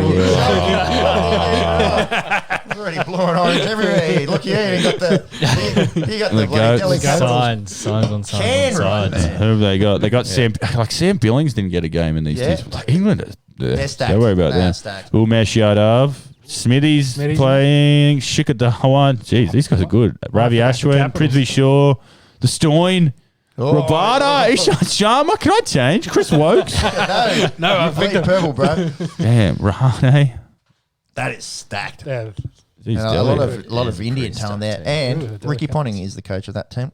Ooh. Oh, I kind of want to change. You're No, a night rider, dude. I'm a night rider. all that cool merch orders you name, put in. Night Riders. Yeah. Yeah. Monks, have you picked the team or? Well, we don't. We'll give it We still got another week. Got another week. Another week, 2 weeks. We're getting closer. We'll have We're 2 getting episodes before the IPL starts, Yeah. Yes. so there's no pressure just yet. The Punjab Kings are on the radar. Yeah. Who do you like there? Chris Gale. What? The Well, it's universe, universe, boss. Don't blush, baby. Still got a couple of Aussies. I got Enriquez and Richardson. Yeah. Ooh, yeah. I went too early. Rahul is captain. He's doing the good. I'm hoping Dre Russ really turns it on for me. You committed, man. Yeah, hey, I literally ordered a hat, so I need to. You've ordered it. Shakib Al Hassan. Don't worry about the Night Riders. Karun there. Harbour's on. They're going to sneaky good. They're gonna have sneaky- Harbishar's still kicking around. Ben Cutting. Well, I'll be sweet. All right, that'll do us with the England-India IPL chat. There are some smaller nations going at it at the moment, the West Indies and Sri Lanka over there in Antigua. The first test ended in a draw. Great fight back by the Sri Lankans. Yeah, a bit of a real fun test match, this one. Yeah, real back and forth. Obviously, they put on 476 in the third innings. I thought that would have been close to a record. I looked it up, and I think New Zealand scored like 700 in the third innings one. Don't worry about it. So they did well, but not, all time. But yeah, they set a task for the West Indies. Actually gave them a score to chase, and after a couple early wickets, the Windies sort of, they 100 overs, so they still had to bat out the draw. Is it Nkrumah, Bonner, our boy? Close, yeah. Unbeaten 113. It was his maiden ton. So, and they fought out the draw there, the Windies. So again, like, we're always happy for a draw because when it's in this form, because after the first innings, when Sri Lanka got rolled for 160 odd, we thought, West Indies are back, but good on the Sri Lankans for fighting back. And then out 5 days. West Indies having to actually fight them. They probably didn't think that after the first day's cricket. That's 2.5 tests in India these days. Exactly, you're right. Got the whole series done. So, and we've just reached stumps on day one of the second test. Windies 7 for 287. Craig Brathwaite probably won't get much sleep tonight. He's on 99. Opening the batting. Perhaps you were saying off air, pretty big effort to face the first and the last ball of the day. Very unusual and not to get to 100 these days. Yeah. I think he was striking at about 40, which isn't that slow. Perfect for your opener. God, that's perfect for chewing up a it. few balls. So, yeah, very nervous sleep for Craig Brathwaite. And The real story we want to get to. Rakeem that loves ice cream. Loves ice cream. We might get rid of that one. I think. No offense to Hakeem the Dream, a larger one. He'd be happy to pass the torch on, wouldn't he? Well, I mean, two similar athletes, very similar athletes, That's dominant right. in their sports. We dream about him. Women dream about him. Rakeem the Dream Cornwell. That's what we're going with. He had 43 not in 43 this, so, not, yeah. Batting 9. So again, he had his first 50 last test match. 60 odd, yeah. He's a big boy. He'd be hard to bowl if he just stood in front of him. If you get the bat on it, you'd be pretty happy. So him and Brathwaite sort of holding that team together. Hopefully, I wonder if Brathwaite first ball tomorrow will just try and get bat on it and get down the other stand. You'd hate to think about it overnight, wouldn't you? How could you not? Yeah. So pretty evenly poised there. So just under 300, 7 down. Be good to see Sri Lanka get a win here. I mean, we're saying they haven't won Test cricket for ages, and the last time they did it was against Zimbabwe. Yeah. So I'm going to jump on the Sri Lankans for this one. I remember back to the Russell Arnold, Sanath Jayasuriya, Marvin Adapadu days. Great team. They were great on Shane Warne cricket. Shane Warne cricket, they were a good fun. 25 years ago, the Sri Lankans were absolutely stacked. They won a World Cup against Australia. Yeah. And just I think since the Sangakkara, Jayawardena retirements, they've just really looked pretty ordinary, haven't they? Obviously, two massive holes to fill, but they haven't come close to building around that. So let's hope, that we get another fun game like the first one there. But it's pretty much international cricket around the world at the moment. We've been talking about it for the last couple of months, and it's about to have a little bit of a layoff, Test cricket. So we're moving into the IPL. So. Yeah, IPL days. So this will be the last sort of Test match that we talk about until the Test Championship in June. Yep. And Bangladesh is in New Zealand there. They are 2 T20s in there. New Zealand won both of those reasonably comfortably. Yeah, lost the one just before. Bangers that was. Bangladesh did. On the local front, there was a Shield game that didn't get rained out over in Perth. Record rainfalls here on the East Coast this past sort of 10 days. So WA, they scored 391 centuries to Bancroft, Inglis, and Joel Paris. I was very surprised to see that. Paris was hitting it very clean, batting at 8. So, 3 tons when you make 391. Yeah, everyone else ran out of pipe. But obviously, you can't say no one went on. They all hit tons, but no big tons. But so I'm not going to knock a guy on for scoring 100. Exactly right. Tons are good out. Something I've done once before back in under 16s is when I got dropped to Division 2. Shout out to Jason Berendorf who's listening. For that to me. So WA went out and they really rolled the Vicks, didn't they? 207, shared the wickets. No one really in the runs there for the Vicks, which is disappointing. We talk about guys like Madison, trying to stand up. Marcus Harris has shown a bit, stand up and score some runs. It wasn't a whack-a-deck that was skipping through a bit apparently, but no one really stood up. And then, Western Australia came out in the 13th. Sam Whiteman, the other opener, scored a fairly quick ton. And Cam Bancroft, another 60-odd. He's actually been in the runs. He's been one we've sort of been talking about.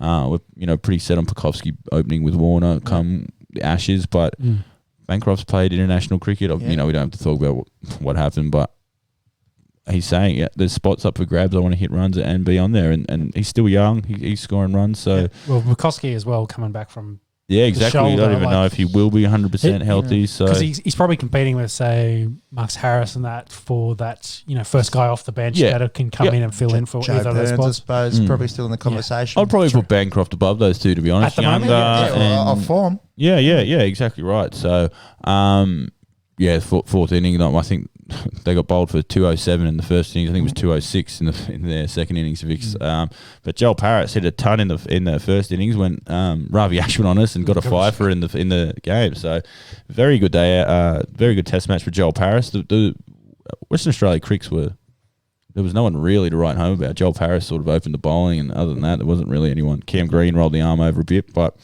good on Western Australia that they're making a late charge for finals. Got a 5 in that fourth innings. Didn't I say that?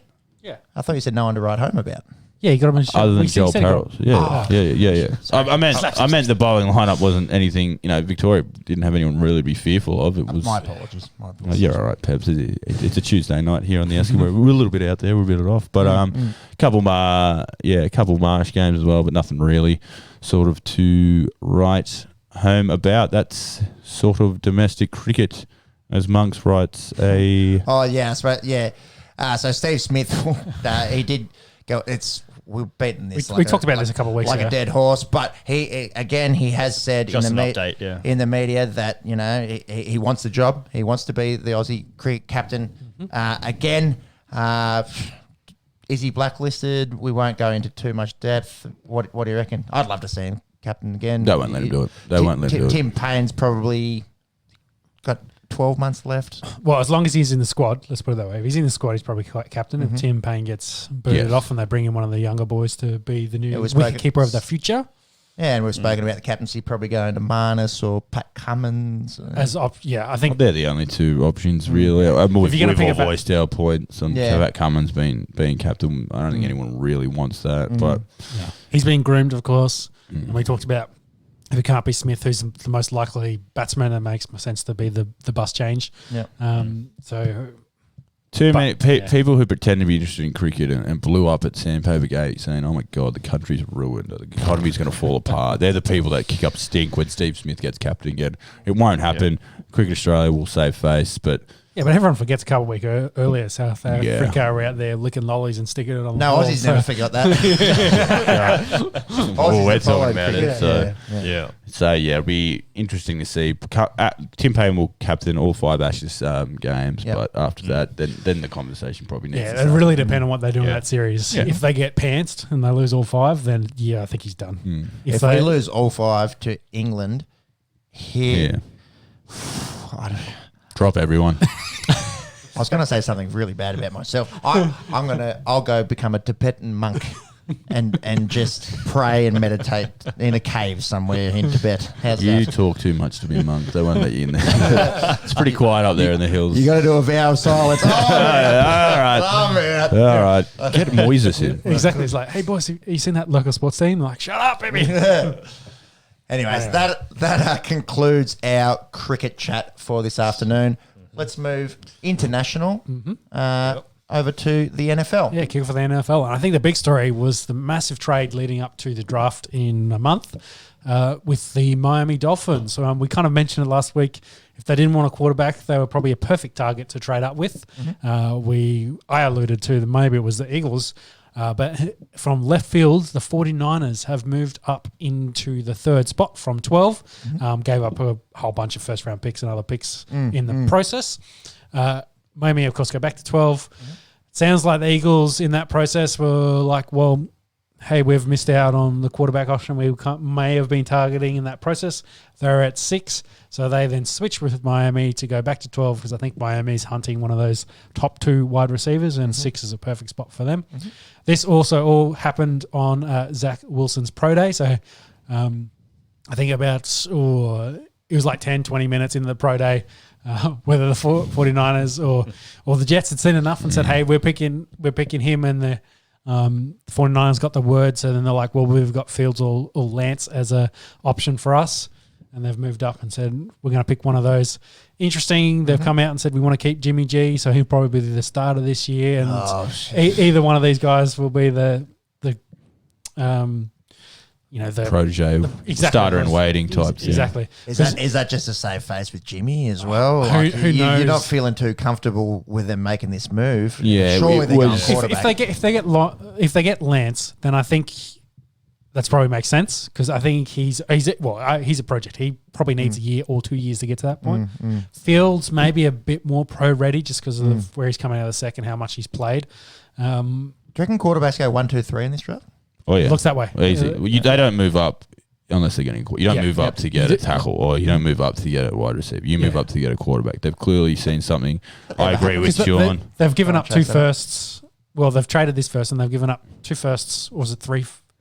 It was a lot of picks. We had them written down. There's no point getting into the semantics. There's a lot of picks to get up that high to move up 9 spots. I agree with you, Sean. I think it is Trey Lance. I think they've sort of played their hand, and it will be Trey Lance because you do have Jimmy G. You have a guy who can win. They got to the Super Bowl. You were saying last week how good the Niners look like they could be when healthy. Yeah, that team is stacked as a roster. Yeah. So and you've got the way I look at it, it goes 2 ways. You've either got an Alex Smith, Patrick Mahomes type situation where you've got Jimmy G, a very good starter who you're going to win with, and then you've got this all-time talent who can learn from him. Or you go sort of like a Tua, Ryan Fitzpatrick mold where you start with Jimmy, see how that goes, give Lance a go. Okay, it might not be working. We're putting Jimmy back in. You're not dropped forever. We want to win. We still want to win now. We talked about how competitive the NFC West is. That's up for grabs. I think they can win that because of their roster.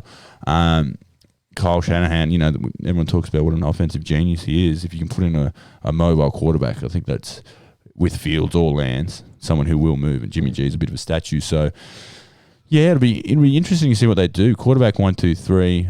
Well, you got Falcons at 4 as well. So I thought because Fields is a Georgia boy, so I think they'd like the idea of him coming back. But Ryan's cap hit is like 40 this year and 50 next year. They can't get rid of him. They can't get rid of him because but how often do you pick 4 in the draft? Exactly. So they have a real decision, and the Bengals are the real winners in this. I think they get Penei Sewell just fall into their lap. I think he's probably aside from Lawrence, is the biggest lock. You can put him at left tackle for 15 years, and the Bengals get him at 5. I'd say outside of Lawrence, they'll get the best player in the draft. Yeah, easy. He got a Heisman vote.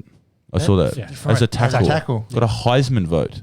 That's insane. Unbelievable. So that's exactly who they want as well. And then they need him. And then all of a sudden we're back at Miami at 6. Yeah, and they can pick the receiver they want, and they got extra picks, this all comes back to the big man Laramie Tunsil, who they drafted back in, I want to say 2017, 16, and he slid. He was one of the best tackles. Remember, this third pick was Houston's pick, so that's where they got this from. Originally, but they got that pick from Laramie Tunsil. Yep. They traded over. They got a bunch of picks from Houston. But the reason that they had Laramie Tunsil is because he slid so far in the draft. He was a bona fide top 5 pick, one of the best tackles coming out. But on draft night or the night before the draft, this photo circulated Twitter of Laramie Tunsil with a bong mask, like a mask on him, like a World War II gas mask, smoking a bong with the Confederate flag hanging in the background. We've got some good stuff hanging in the background here, but gee whiz, Laramie, talk about hurting your draft stock. What do you think hurt him more, the bong mask or the Confederate flag? What are we talking? 2016, 2017? Maybe more the drug use, but who knows? I think maybe even in the last 4 years, it might have swung the other way. I don't. Neither helped. Let's be honest. Yeah, it didn't help it. But that, Miami look back and they say, it was worth it. They've gotten 4 first-round picks out of it in the process. How did that pick comes out hours before the draft? That's a vendetta. That's someone's fucked him. Someone's fucked him over. Absolutely. He's tried to be funny, even one of the boys. That's someone that he knows. Oh yeah. He doesn't tweet that out and then say, "Hey, lol, who wants to pick me?" But it shows you how good he was because he slipped to like 20 something, so he didn't go undrafted. 13 actually. 13. So there you go. And it was 2016. You don't reckon he was calling the boys on FaceTime and going, "Watch this one, boys."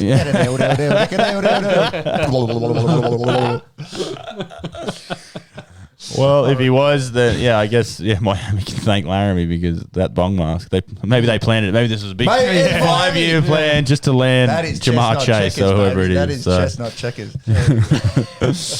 Anyways, so that big shake up to the top of the draft. I think there's definitely 3 quarterbacks going in the first 3 picks. Falcons could be the 4th one.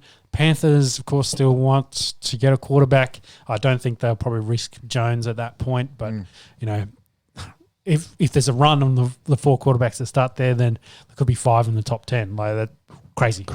Yeah. Good for teams sort of to the back of the draft if you don't need a quarterback and these quarterbacks are falling. That means better players are slipping back. We talk about Penei Sewell. All those guys are from 5 to 15 as well. They don't need quarterbacks that maybe got it last year. And they're like, cool, we're getting top 5 picks at 10. Like, offensive line, defensive players, wide receiver. We talk about those top 3 receivers are all time, and they're going to slip. Like last year, Judy, Ruggs, and CeeDee Lamb, all people thought they could be 3 in the top 10, but they all slipped. It's looking Jefferson the same at this the way. end. Exactly right. So... it might be much the same in the draft. It's always a really, really fun time, and we'll be covering that in detail here on the Esky. Definitely. So then the next note, we kind of wanted to finish off because we talked about Sue signing back with the Buccaneers, and we kind of said the last official starter was Fournette, with AB being, say, 3rd string behind the other 2 as the official starters at wide receiver. So he's actually re-signed with Tampa Bay. So the Buccaneers have managed to bring back all 22 starters from their last season. They're the first team since the salary cap was brought in, so since 1994, to bring back all 22 starters after they've had a Super Bowl victory. Insane. That's insane. It is. Because you talk about the Tom Brady effect. That's that right there. I think it shows how young they are, and then those extra pieces they brought in to put them over the top. Good cap situation as well. Yeah, So Brady taking a pay cut. That is insane. Yeah, I think they're the first to bring back all their Super Bowl starters since 1997. That's 1977. 1977. The Raiders.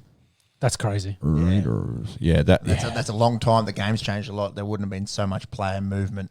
Yeah, those exactly days. right. Well, the increase in free and agency the money was thrown around. Yeah. Like $1 million doesn't exist in those days. So yeah, but some of the guys took less. Like we talked about Levante David, like wanting to come back. He could have made so much more money going somewhere. And and Dominican Sue, he's been taking these 1 year deals, but why not take a 1 year deal? And the cap probably helped them this year being so low that if I'm going to do a 1 year deal, I'll do it where I just won a Super Bowl. Exactly. Well, I can win a Super Bowl. Yeah. On paper, have a good prove it year, and then I'll get paid next year when it balloons to 220. 100%. And on paper, they just won the Super Bowl. They didn't lose anyone.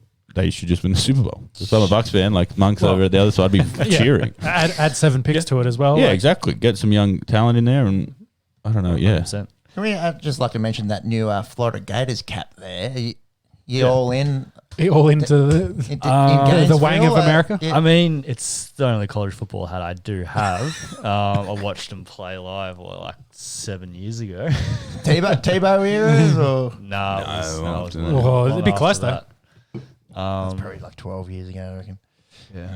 Yeah, that was 2012. So you're not passionate. Yeah, you're it's Not passionate. Yeah. Yeah. Just thought I'd Pretty change it cool. up. Same as this Knicks hat I'm wearing. I'm just on Julius Randle this year.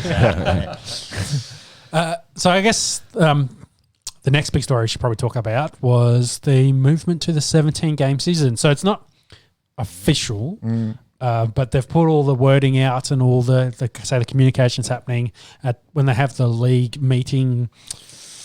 I think it's meant to be July is officially when the meeting happens. They're going to essentially sign off on it. So they've basically said there'll be a 17-game season. It'll be over 18 weeks. There'll be 3 pre-season games. So in the deal they've got with the Players Association, they can only play 20 games a year. So at the moment, 16-4, so they make it 17-3. Yep. I believe the Super 18-2. That's where it Hopefully, that's where we're all rooting for. That's where it has to go. No extra buys, but I think the Super Bowl actually gets pushed back a week based on this because I think they're going to say they start a week later. So instead of moving the season to start a week forward to take over that preseason game, they're just going to say knock the first preseason game off, and then they'll start a week later preseason. So the football season will start at the same time, which means the Super Bowl will then be a week later. Right. Which goes on to President's Day weekend, I think, so they get the Monday off, which will be so to allow American listeners. How is that not a thing They'll already? be cheering. Yeah. Because they got to go to work on the Monday. It's very dusty. Not a very productive Monday, I would imagine. No, I can't instead. imagine. If your boss sacks you that day, they're a bum. But yeah, no, it's. I saw a couple of players, like Alvin Kamara Not was huge, one. yeah. Kamara's one. Not happy with this at all. Not happy at all. They're putting their bodies on the line. They're getting paid the same amount of money to play a whole extra game. Think about the fantasy though. Now we've got an extra week of fantasy. But I can understand his point. These guys are making they're making a lot of money. Like again, you can't say it to these athletes that are doing it, but they're making a lot of money. It's so foreign to Australian sports fans. Like in rugby league, if you play in the grand final, I think you play 30 games. Whereas these guys play half that in a season. If you played Origin, and you 24 games, you could play 4. Which gets you to 28, and then 3 Origins, that's 31. And then if you played for Australia at the end, you could play 34 to 36 contact. Exactly. When these guys playing 16. So on paper, you go, it's just an extra game. But and you get paid 15 times less or 20 times less. Exactly right. Yeah, well, what's the salary cap of an AFL and NRL team? 10 mil to 15. 10, I think. AFL might be 10. AFL's just a little bit more. Yeah. So, these guys are getting paid a whole team wage, essentially. And change. Or we're talking if you're Patrick Mahomes, you're getting 5 NRL. The NBA average salary is $7 million per year. So I think that's the rugby league salary. It's an extra game, but it's only taken from the preseason anyway. So exactly right. But these guys don't play much in the preseason as well, and it's not as much. Sorry, Alvin, you have to play 2 more quarters next year. Exactly. But I think in the end of it, though, they'll get bulk cash out of this, so they'll get a lot more money in the process, just because how that that percentage gets skewed based on the salary cap, etc. So yes, expect the salary cap to blow up next year, and these guys getting paid. Well, what $110 billion deal they signed last week? Yeah, you'll be right, Alvin. Don't worry. The Dr. Evil deal. Yes.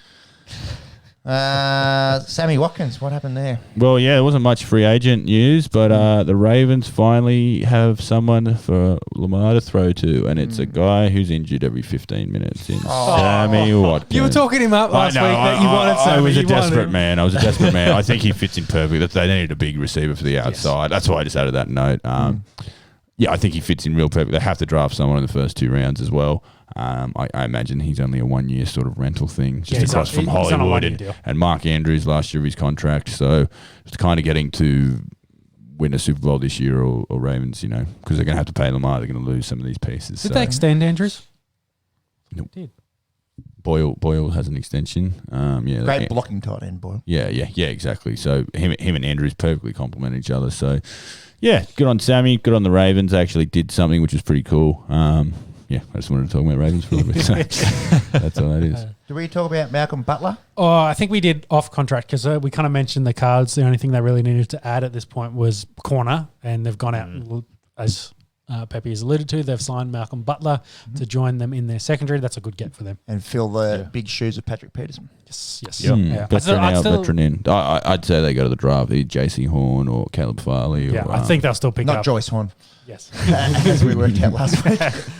They go there. But, so that's, obviously free agent, all the big names have gone. There might be one or two veterans getting signed, but it's now draft. We've gone from free agent season so quick. Now we're into draft season where people do mock drafts and all that sort of fun exactly. stuff. We've gone through phase 1 and 2. So phase 3 of free agency kind of dies down. All the pro days are kind of winding up in the next week as well. I think all the major ones, I think Miami had theirs today. So did North Carolina. But the rest of the pro days are kind of winding up, and then they have that kind of 2 to 3 weeks leading up to draft day, depending on what happens in the draft. And then you get that, phase 3, phase 4, free agency kicks off again with picking up bits and pieces that you may have missed out on leading into the draft. So news winds down a little bit in the NFL for the next couple of weeks unless something major happens or someone gets injured leading up to the draft. If you get caught in a bong mask. We'll be here to cover it on the for the team that you end up in. Yeah, exactly right. Real team player, Laramie Tunsil. Yeah, I think someone in the last couple of years, because Collins as well happened, he had that murder charge come out. There's always been one guy like in the first round that has something blow up like a week before the draft and it just kills them. I know, that costs you millions and millions of dollars. Yeah, well, Collins, for example, was a first rounder that then went in the 7th. Which Collins? He Cowboys tackle. Latrell, Lael or something. Yes, that's what they are. Yeah. We'll chase that one up for next week. Yeah. Anyway, that I think will wrap up the NFL, and we'll stay in America and move into the NBA. And as I mentioned at the top of the show, they've got the trade deadline happened, and a lot of guys got moved. Yeah. Especially if your name was Gary. We'll get to that in a second. We'll get to the Garys, but a few big names swapping over teams. The one I wanted to touch on was the Orlando Magic, and they've been bad ever since sort of the Dwight Howard days. You remember they got to the final, they beat LeBron in the Eastern Finals. And Kobe knocked them off. 2010, 2011. That's probably the last time the Magic were relevant. Yep. And they have absolutely cleaned house. Aaron Gordon finds his way to the Nuggets. Nikola Vucevic to the Bulls. Another good get. And Evan Fournier gets a pretty free ride to Boston. Peps, can you just Google image Fournier for me? Yep. Just go to Google Images and type in Fournier. The spelling's on the board there for you. Oh, I'm not too bad with that. The Magic are in the tank and they'll be there for a while. That's their 3 best players that they have just cleaned house. Given up. Yeah, so... points here. Just go to Google Images for me. Just Fournier, not Evan Fournier. Just type in Fournier. Oh, just Fournier. Yeah. not Evan Fournier. This is the joke. Couple other. It's just pictures of him, man. Is it? Yeah. You're kidding. You wanted the 40-year gangrene. Is that what you want? Yeah. You wanted the disease, did you? Yeah. Well, he sent out this red hot tweet. He was like, "Boston fans, if you don't know me yet, you'll know me by now. Just Google him." So fans this one is not safe for work. Not safe for work. Oh my goodness. We will not link that up. Is that two penises? It is now. He pranked everyone. Please beware. Please beware. Listeners of On the Esky. Yeah, I'm glad there's no camera that can see that. Do yourself a favour and do not Google Why are you still looking at it? gangrene. I'm curious, man. It's wild. It's wild. Yeah. But yeah, Evan Fournier tweeted out, and please don't do it because the image sticks with you for a bit. He said, "If you don't know me yet, Google image my last name." So then all these people are like, "What the fuck? What if this guy we've just traded?" The human body is wild, man. Yeah. But disturbing. Yeah. Sorry. So shout out to anyone with Fournier. We're thinking of you because that looks rancid. Back to sport. Oh, my Yeah. goodness. Rondo. Stop looking. Please, promise me you never go in there. Oh, don't go in there. But what you want Promise to, me I know you'll if you're listening stay now, you're as long curious. as you can. You're curious Do to not do it, Google guys. that guy. Fournier is Let's get back to sport. FOURNIER. Don't Google that shit, guys. Save your eyes. Rajon Rondo finds his way back to LA, not with the Lakers though, where he won the ring last year. It's with the rival Clippers. So Rondo, he won with Boston. Obviously, he won with the Lakers last year. Now he finds his way to the Clippers. They're trying to put themselves over the top with some of these moves. Did you see? With Howard? Is it Toby Green? No, it's Toby Green. Green. You were trying to get his name right the other week and you got it wrong. Which Green are you talking about? The Green that plays for the 76ers. The numbers. Danny Green. Danny Green. You Shooting see, guard, former Spur. yeah, you see they both got their rings. They got this their week. rings playing against the Yeah, Lakers. and Danny Green still hasn't got his ring from when they won. The Raptors won the year before. Yeah, because he hasn't played Toronto because they've just moved around. Pretty cool. I kind of like that they do that. They wait for him. It's a really cool, and that'll be a big moment. 2 years after the fact. But shout out to Danny Green. He killed the Lakers the other day. He couldn't miss. It was a real pain in the arse. Some other big moves. PJ Tucker, defensive stud, goes to the Bucks, so it gives Giannis a bit of help, so he doesn't have to do everything on the other side. Victor Oladipo, he's bounced around a bit the last couple months, but he's finally landed on the Miami Heat. I think he's a perfect fit there. He's going to be added to that mix. Like we said, they're just sort of a team full of B grade players, and they gel really well. Jimmy Butler's their superstar. You're not going to say he's an all-time stud, but he just does everything. They just do everything right. They play defense. They move the ball around. Eric Spoelstra, the coach. Everyone thought, LeBron won him a title, but he's a very good coach. He's seen how to win, and he's going to be really, really good there, I think, Oladipo. George Hill has made his way to the 76ers. So all these teams are playoff teams that are trying to make some moves. George Hill has quietly become a club slut. He is, every trade deadline he gets moved. He would own a lot of basketball jerseys in his man cave. Basketball. And probably two of the biggest moves, LaMarcus Aldridge, the coward, accepts a buyout deal from the Spurs, who are doing really well. The Spurs have just quietly gone along their way, and they're finding themselves in the 6-7 seed. Aldridge, really courageous, goes out there and signs with the fucking Monstars over in fucking Brooklyn. So Aldridge to the Nets. Their starting lineup is now cheating. Yeah, it's ridiculous. Yeah, it's ridiculous. I mean, look, LaMarcus Aldridge is in the Aldridge of 5 years ago. Blake Griffin isn't the Blake Griffin of 5 years ago, but they are veteran players. Yeah, name Timo. Who are good. They're good, bigger bodies that can go in there. They're both sort of similar players, so they can just rotate them in and out. I think they'll work really well in their rotation. And they're both ring-chasing losers, aren't they? Well, that's what we've got there in the notes. Ring-chasing losers. But they've both been on teams. You didn't want to say it. I didn't want to. It seems harsh, but because they've both been on teams that have been there and about. Blake's Clippers never got it done in the playoffs. LaMarcus poured his heart out in Portland. I just... you sign the veteran minimum to play on the Nets for 6 months and then go sign a deal. Yeah. To try and retire as an NBA champion. But all of this, like Kyrie left Cleveland because he didn't want to, be in LeBron's shadow. You're now in Kevin Durant, James Harden's shadow. You've chased this ring. Kevin Durant, left. He left OKC to join a 73-win team. He left the 73-win team to go to Brooklyn, and I don't need Steph Curry to win. No. I do need Kyrie Irving, James Harden, and these other all-stars to win, but not Steph Curry. So I just hate the contradiction with it. And Durant had this hilarious tweet a few years ago saying, when everyone was just moving to Miami and stuff, everyone's just talking about Miami and Lakers. What happened to, parity in the competition? Why don't we have even teams? And then he's gone out and done it twice. They've got 40 All-Star appearances between them. And that's a number off the top of my head. It's probably more than that. But,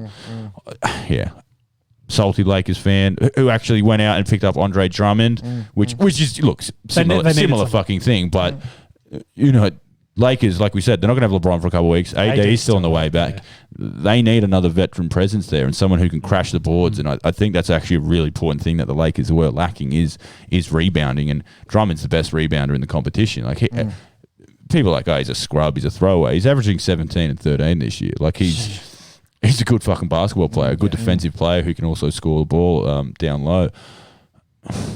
It puts the competition in this really cool spot right now because all the top teams have made a move. Everyone's sort of made a move to improve themselves. And now as we come into playoff sort of seeding, the Lakers are the only one we can say are going to fall purely because their two best players are out injured. Bring the ladder up? So, yeah. I think the Nets are still 2, aren't they? They're Philly, Nets, 1 and 2 there. Bucks are 3rd. So that those 3 teams are really hard to pick because – yes, all these players are all-stars on the Nets, but none of them have played a game altogether. So they're going to take time to work out what fits for them. And then look how tight it is there from 4 down to 13, I guess. You got Charlotte there at 4th. They're only just above 500. And then you're going all the way down to, they're probably done, the Wizards and the Cavs, but they're actually not that far behind. Well, the Bulls are 3 games out. The Raptors, they held on to Kyle Lowry. He was the first person I thought would have gone. That's where you pull the line. 11 Raptors. They'd have to flick a switch and really go on a run. But it's good. Like the East now, if 500 basketball. Put you in the 5 seed. So the Hornets have sort of gone really well. We talked about LaMelo getting injured last week. Really sucks. That stings because they're playing some really fun basketball over there. They're in the top 4. So the Knicks being good is awesome. We want to see them.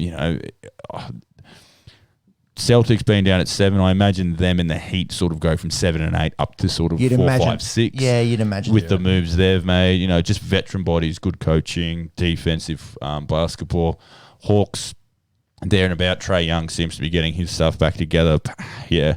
Look, again, Bulls got Vucevic, so him and what's his name? Levine, they're gonna gel really well. So probably, so when they're going to have those playing games like they did last year. So if you're in it, anyone can sort of play playoff basketball. So I think there is a bit of a gap between those top 3, but still, when it comes to the playoff seedings, anyone can sort of have their, it's over 7 series, so F7 games. Over in the West, like we said, the Jazz, they've just quietly gone about their business. I think they've won 20 straight at home.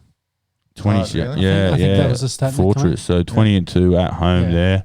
The Suns, they're talking about fun basketball. They were predicted to take a leap this year, but no one would have thought this far. So Devin Booker, the addition of Chris Paul, massive getting the man's a coach. The man's a coach, handling the basketball.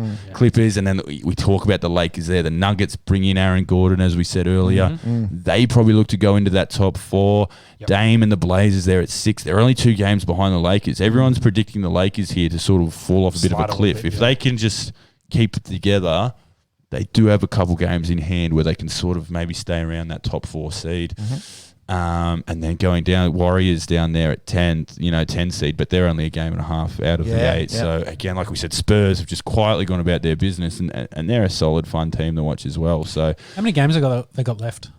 They're at 40, about 20 left. Yeah, 20 left? So round about that mark for some teams have more. Some, 72. Yeah, it was. So it's closer to 30 for most teams. But that goes like that. That's a month of basketball, really, 6 weeks. So we want LeBron and AD to come back so we can really see the Lakers, so they're not playing their first game, the first game of the playoffs. But other than that, the teams are ready to launch here and really separate themselves. So as you can see, that the Warriors are in at the moment with those playoff games. Steph back this week, so Steph back, So look, you've just got to finish 10th, hey. Yeah, because then you're in those playing games, those last two seeds. You start 0-0 essentially. Yeah, I really like that concept, to be honest, because you look how tight that is. There's only one game separating the 7 and 10 seed, or two games, sorry. And all those teams, Ja Morant at Memphis, we talk about San Antonio, Luka and Dallas, everyone wants to watch them, and obviously Golden State Warriors are always fun to watch. So teams are really heating up, and you know what else is heating up is the MVP competition. Do you want to just talk about Gary's real quick? Yeah, because it's a bit of a... just a bit of a fun. our Garys, of course. We referenced it early. There's only 3 current Garys in the NBA, and they all got traded. Every Gary must go. Every Gary must go. The teams don't want the Garys. Well, the Magic, we talked about the Magic and the Nuggets. Monks, you run through it. Hey. Yeah, we so like you, Gary. we'll start off with Gary Trent Jr. So he moved from the Blazers to the Raptors. He got traded for Norman Powell. And Pretty then good player. One ring. And then we moved to the other 2 Garys. Gary Clark from Orlando and Gary Davis from Denver switched teams. So they like their Garys, but not their own Garys. They like the idea of a Gary, but they're just trying to work out what Gary suits them best. So it's a no Gary's club. We're allowed one. We got our Simpsons quote in. It took 2 hours, but we got it in. It took that long.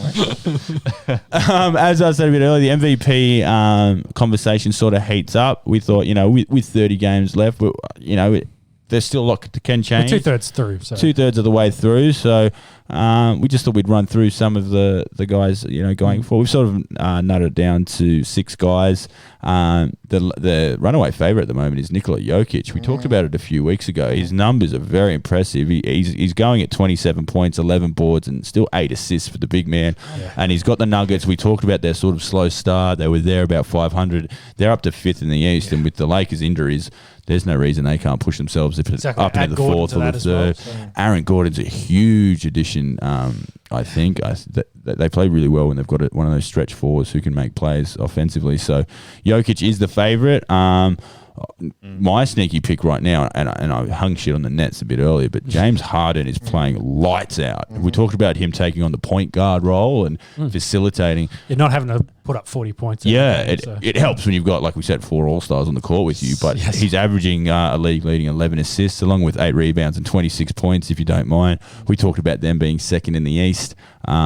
He's pretty good value at the moment, about $6 or $7 as the second favourite out there. Giannis, you can't count him out, the double MVP. He's going at 28, 11 boards for him as well, 6 assists. I think people, this will sound weird, undervalue Giannis. He's won 2 MVPs. Okay, he's had his time. Let's move on from him. Yep. Hey, he puts up 5 highlights a game where you just go, fuck, he's a Greek freak. He's a Greek freak, yeah. He's a Greek freak, both offensively and defensively. His length, his ability, his athleticism is unrivaled. He really is a specimen. Joel Embiid, who we talked about, sort of might have been that favourite. Been a bit banged up. Injuries have hurt him. He's sort of slid back down in the pecking order. He's averaging 30 points, 11 boards, and 3 assists, going at a good clip. We've seen some of his jump shooting come into it. He's shooting a good clip for 3-point shooting.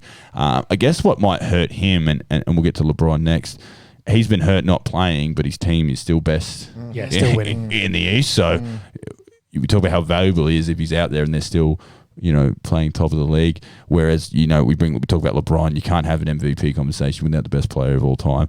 He's going at 25, 8 and 8. Did you see this side note? Did you see him tweeting Francis Ngannou saying that he'd still take him? Who's that? Yeah. Habib. Really? He tweeted a picture of him. He's a good 6. Oh, they're both Cameroon. They're mates. They're mates. He's probably a good 6 inches taller than Francis is, but good luck, Joel. I thought it was funny. Scary human. Yeah, well, hey, shout out to the Cameroon. I can't name too many other famous Cameroonians. That's what I was shooting with. A lot of soccer players. I was going to say soccer. Samuel Eto'o. We're really stretching here. Yeah, before we fail. It's pretty good though. So let's talk about LeBron. That's off the top of the head. No, it was pretty good. I'll pay that. So we talk about LeBron being injured and the Lakers slipping. So you want to talk about how valuable you are. If you're not in the team, your team's losing. They need you there. True, but MVP's a numbers thing as well. Got put up numbers. If you wanted to be honest, over his 18 years, he probably should have won MVP 12 of the years. Like, he was the best player in the comp those years, but like we talk about with Giannis, you get sort of sick of, well, we're not going to give LeBron every award. Well, you compare him to last year, he's like, he didn't do better than last year. Yeah, you well, He's like, exactly well, right. Yeah. silly if he's still maintaining. Yeah. And the one I wanted to slip in there is everyone loves him. It's hard to say he's underrated, but he is underrated. So underrated. And it's Dame Lillard. The man has gone to Portland. He puts the team on his back every night. We talk about Bradley Beal doing it, but Dame actually gets victories. He gets wins, and he's got them playing good basketball. He's going at 30 points, and they're up to 6th in the West. If he's not there, they're a lottery team. They're picking in the top 10. So we talk about Embiid, LeBron, and Dame. Look, every guy we've just mentioned there is a very good basketball player. Oh, definitely. The valuable comes into it. You could argue Dame's the most valuable there because without him in his team, they go to shit. So I agree, definitely. And the cool thing is all those players sort of, you could compare Embiid and Jokic sort of together, but they're all very different players in the way they play. So it's pretty cool that they're all sort of in and around that conversation.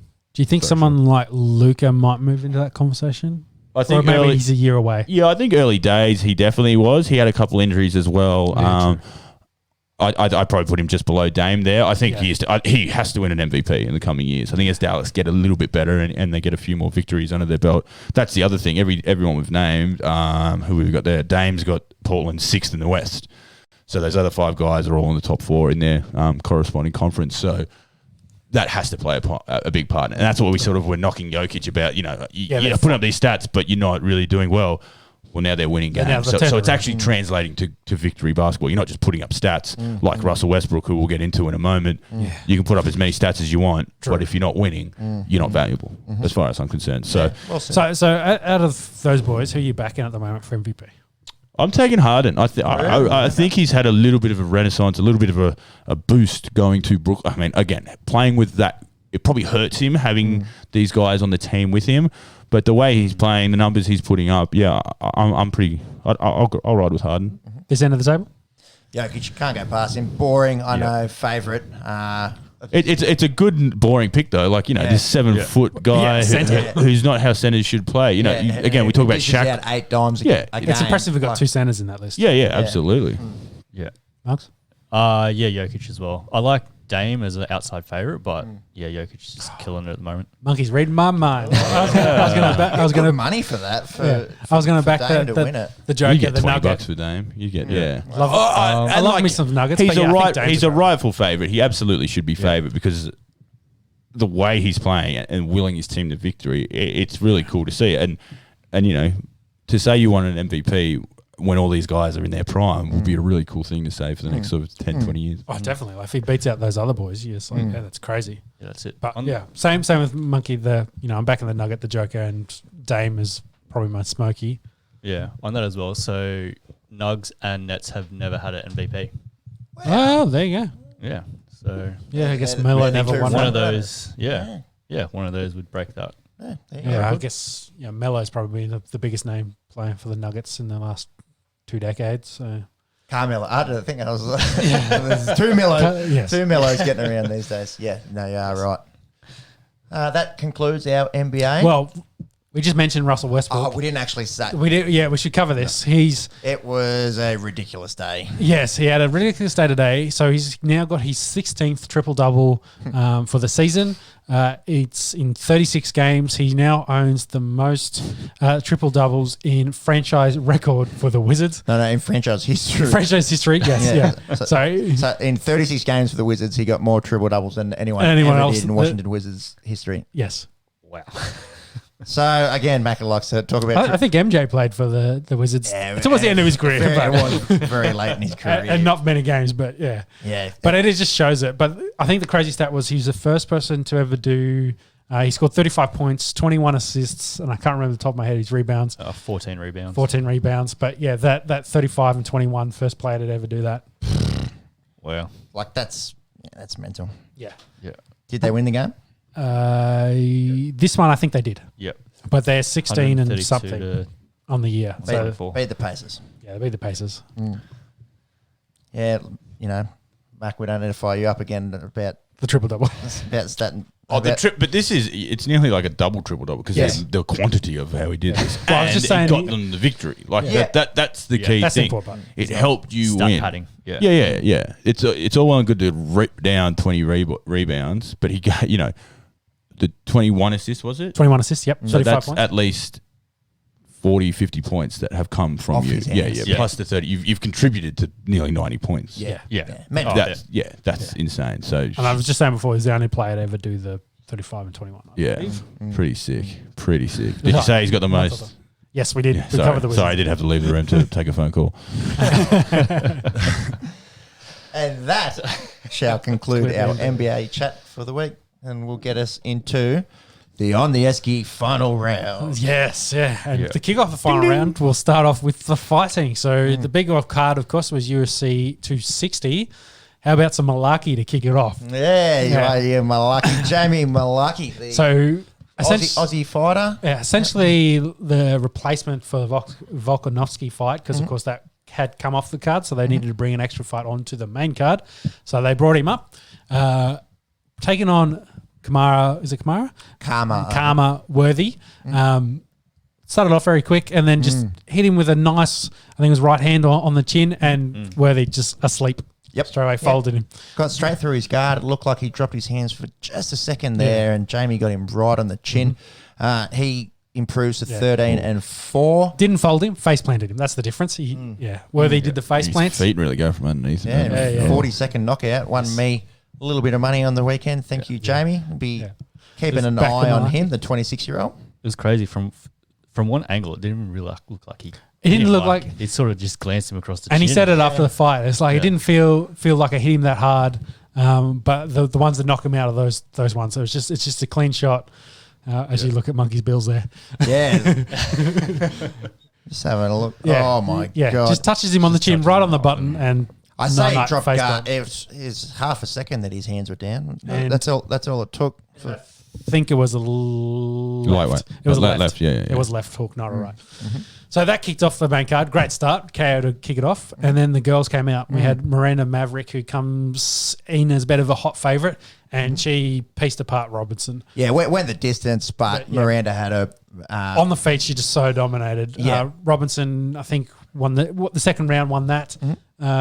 With her wrestling, took her down, but Miranda kind of took it over in the third and then out-wrestled her. But then when they stood up, she picked her apart. I don't think Jillian's face after this looked overly too nice. Didn't look good during it. She took a lot of strikes. Yep.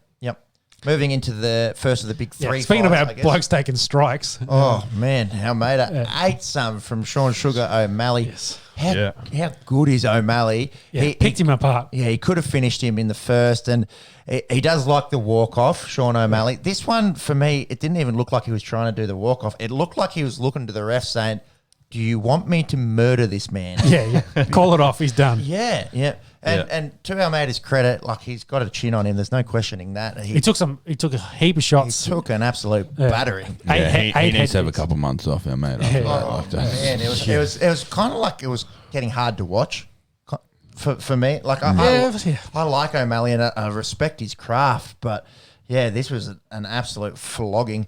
And then in the third, he had the knockdown, and Almeida, he's on his back again, looks at the ref, and you could hear he looked pretty done. I wasn't stiff as a board, but he was done at that point. He wasn't stiff as a board until he copped that shot on his follow-up back. one, yeah. Pretty rare to see a guy on his back cop a big punch in the face. It's super necessary. I guess. Quoting Masvidal in this regard, but we kind of mentioned it before the show. This, Rogan and DC on commentary were kind of calling like, "Hey, finish you got to jump on the fight and finish him until the ref pulls you off. It's go time." Yep.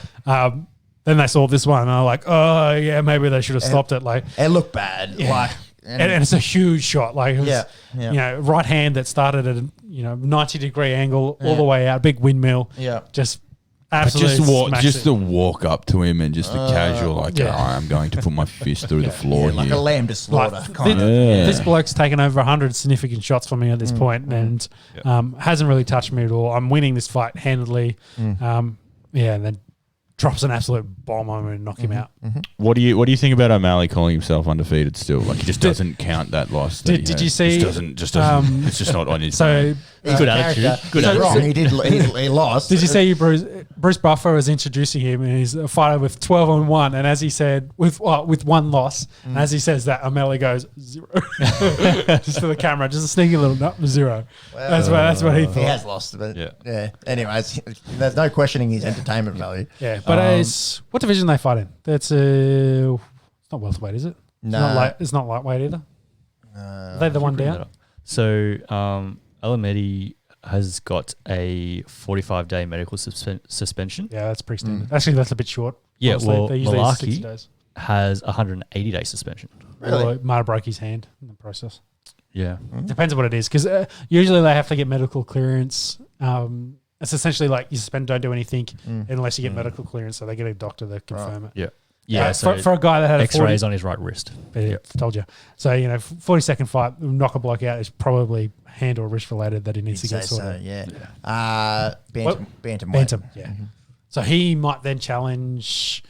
They've got Jan and Sterling going to run theirs back, and Sterling was in the media this week saying, why is he get an instant rematch, etc.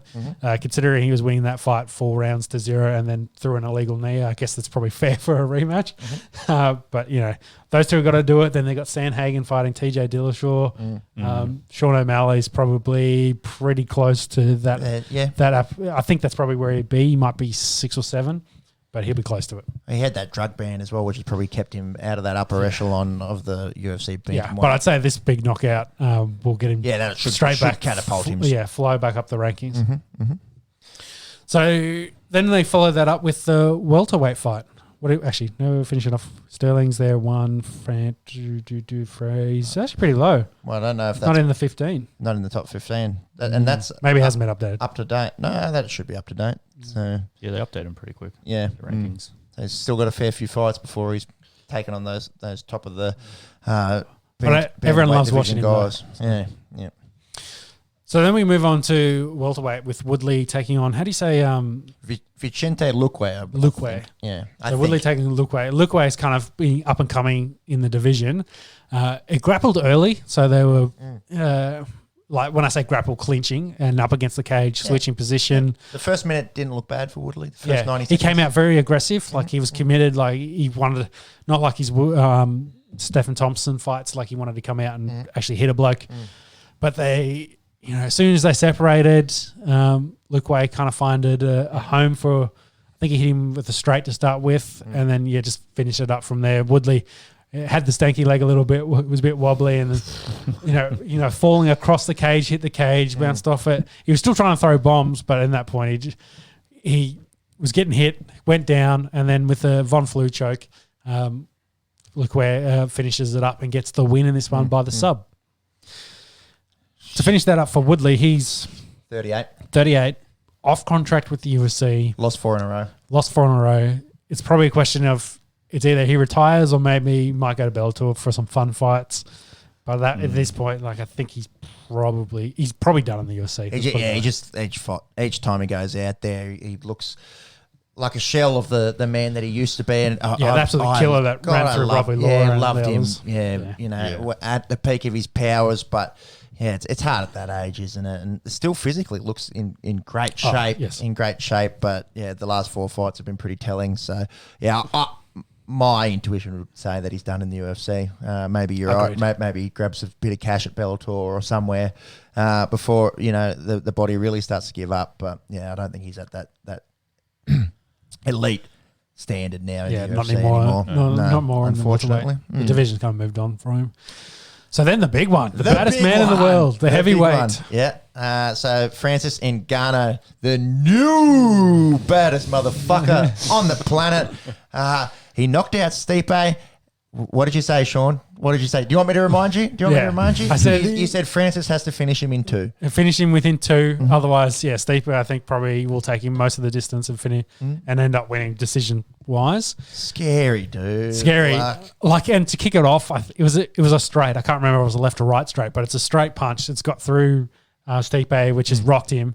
Stipe is then trying to recover and, gets an uppercut, and then he hits him with this huge hook and folds him like a chair. Fold up, deck chair, away he goes. He falls over, doesn't look real good.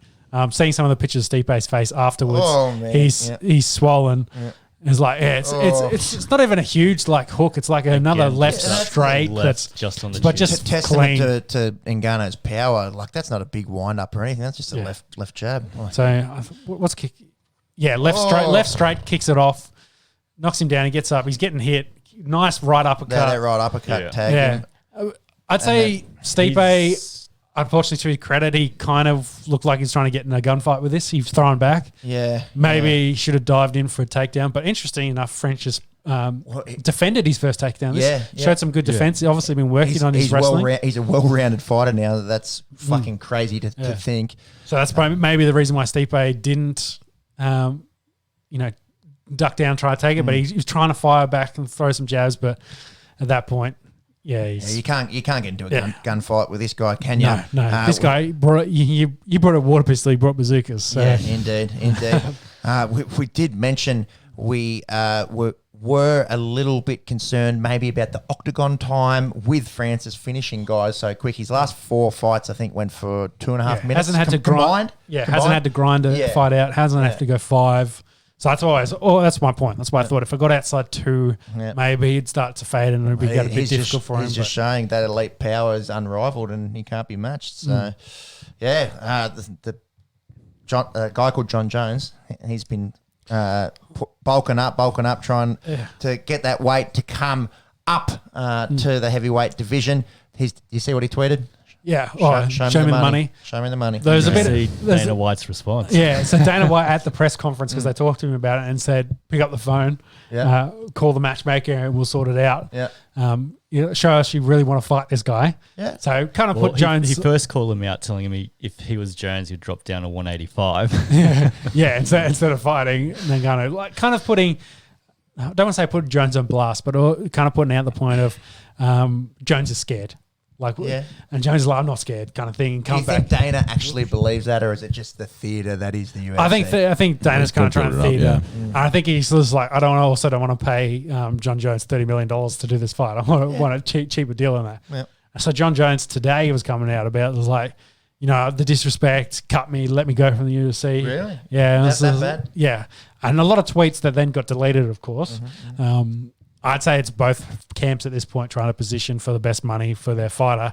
It's the fight to make at this point, isn't it? Yeah. It's if anyone can figure out Francis and deal with that power, you could wrestle as well. Like John Jones is an unreal wrestler too.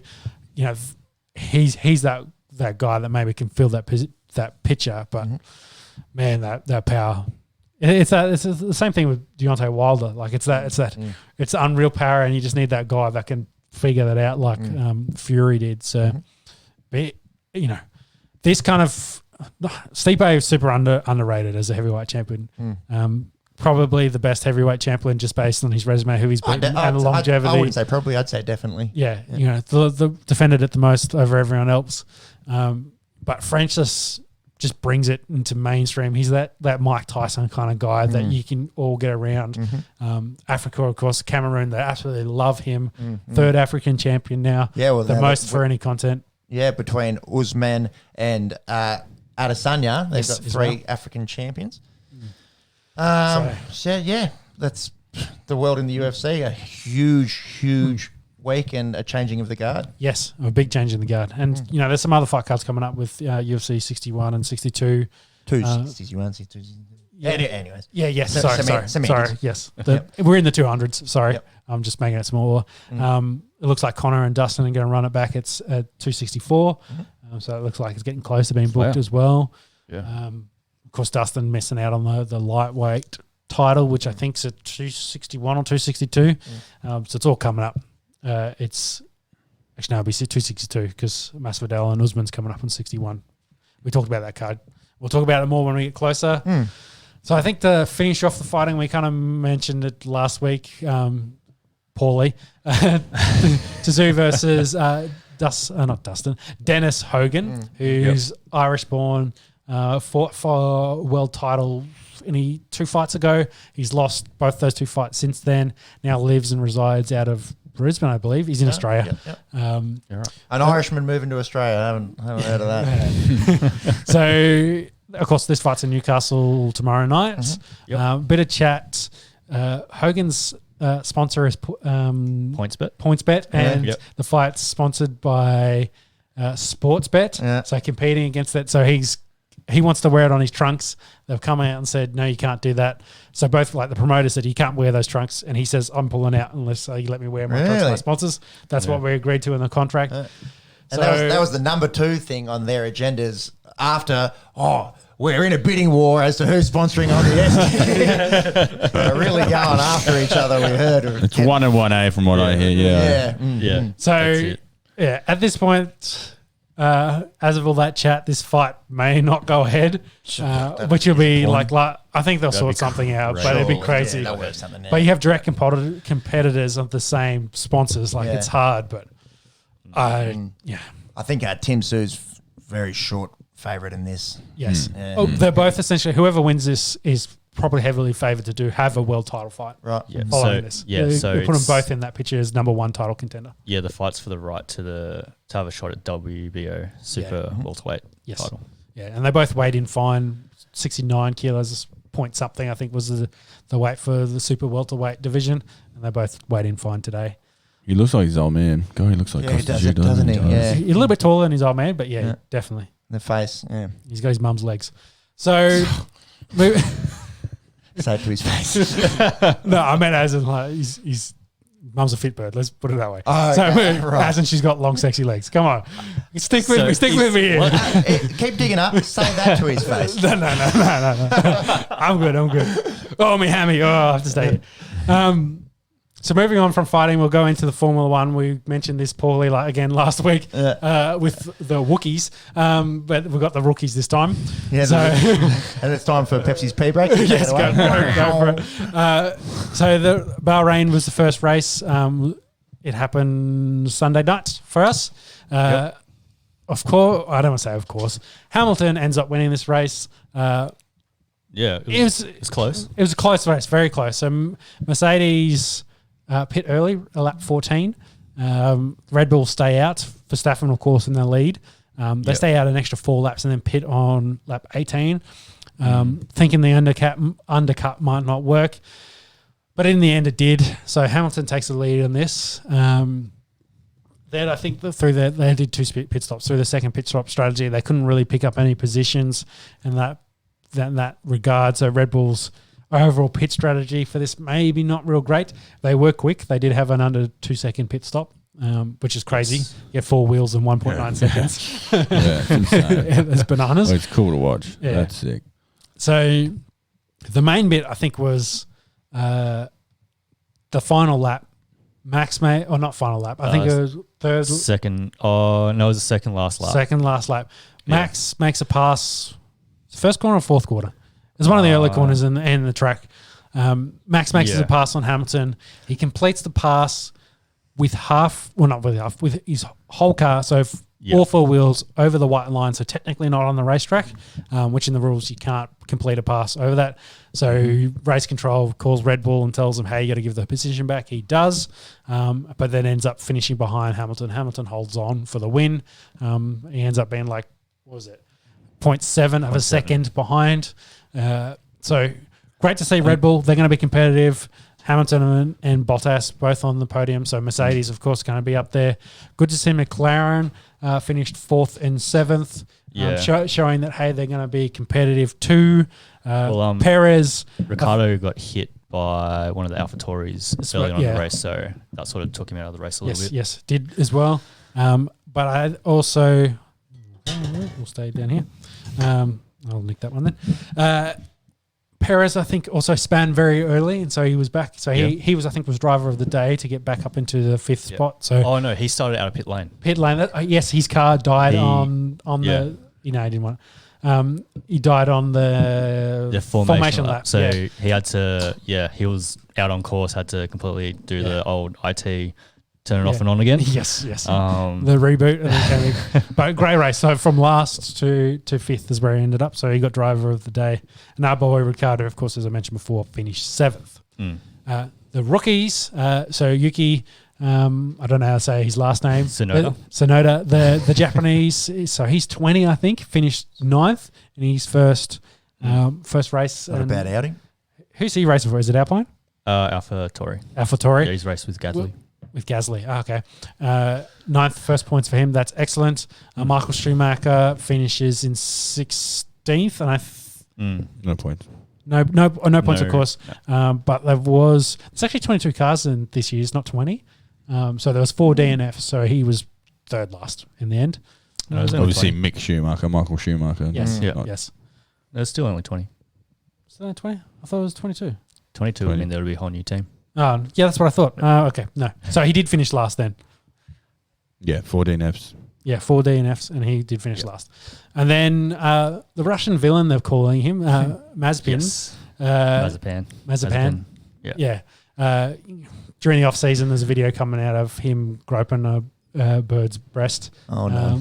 Not real great. His dad's a Russian billionaire, so don't want to say silver spoon, but there's a little bit of that. He lasts 3 corners, and then too much throttle, hits the wall. Yeah.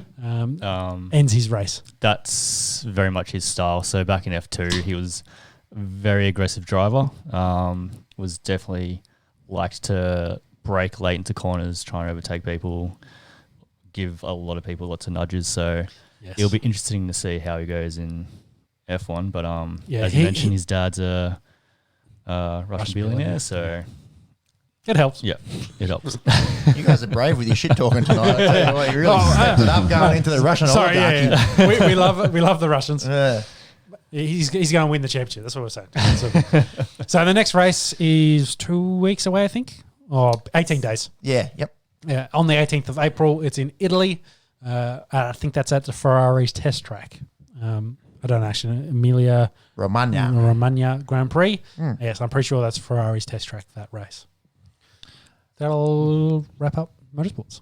Over to the golf, and Billy Horschel, he wins the World Golf Championships match play at the Austin Country Club. We're talking about the snowstorm in Texas about a month ago. They had unprecedented, once in 100-year snowstorm, so pretty good job for them to revive the course in that short time. Billy gets his 6th tour win, pockets a cool $1.8 million. The final 4 were all seeded 30 plus. So you had Scheffler was seeded 30, Victor Perez, the Frenchman, 31, Billy 32, and Matt Kuchar 52. That's the beautiful thing about golf, is that on their day, just about any bloke can win it, especially in match play. Match play, yeah, exactly. Yeah. Makes so it a you're lot telling me more there's fun, a chance? There's a chance, baby. There's a chance. All you got to do is hit the best golf shot you've ever hit, and then do that for 5 days. And you win. I win. That's all you have to do. Yeah. Easy game, that. Yeah. Match play is a lot of fun as well. It was. Could you get your head around the bracket? It's so. All right, run me through it. Like. Well, I need it up here. I need to get it up here because. So the first day they have got multiple opponents. So multiple guys get knocked out on the first day, and then it becomes head to head. Yeah, I think then you go to 18 holes head to head after that first day. Yeah. It's quite. And there's 3 rounds of that, I'm assuming. Yeah, round quarters, semis, final. Yeah. So it came down to these guys, and I still didn't quite get it, to be honest. And when it's, and I'll put my hand up here, when it's guys that you don't normally follow, like those 4 guys, or great golfers, you kind of check out. If that's, Bryson, DJ, Ricky Fowler, you go, oh, wow, what a great, let's watch this. But it wasn't, so it was one of those ones that went by the way. But cool, 1.8 million to the winner. Yeah, not bad. That's insane. It's insane money for a weekend's work. But shout out to Billy Horschel. Billy gets the job done there, and we'll finish off with a little bit of soccer. Big news. Yeah, well, Sergio Aguero, he's done. He said he's done with City. We don't know where he's off to just yet. Off contract. So I think his contract. Off contract. Yeah. Spain, maybe. I think. Does he stay within the EPL? No, I'd probably say he goes. Yeah, probably to Spain. I'd but Barca or Real makes the most sense. Yeah. I mean, He's not going to retire. He's still got many years left in him. In his prime, just about. PSG, does he sort of get a spot there? Italy, you could rule him out. Maybe like Juventus, throw some money at him. Imagine that, Aguero and Ronaldo up front. Oh, God. So, I mean, God, he's not going to have any shortage of suitors. He'll get paid. If you're leaving City, you're leaving the EPL, I imagine. You're not going. I think he wants to go somewhere. And he's been living in Manchester for a few years. It's not the most glamorous spot. It's a bit Liverpoolish, so but not bad. It's like we're about 3 hours. It was the north of England. It's a bit more Manchester. We'll be better next week. Coming after you for that. No Wookiees this week, so we're. I quite like Wookiees. And a double Star Wars reference last week, so that was pretty cool. Yeah, we're not too bad. I think you Barcelona, probably Madrid. Probably the clubhouse leader there. Then you can say, I think we looked at it before. Third all time in the Premier League. Fourth in the Premier League. Rooney, Shearer, Owen.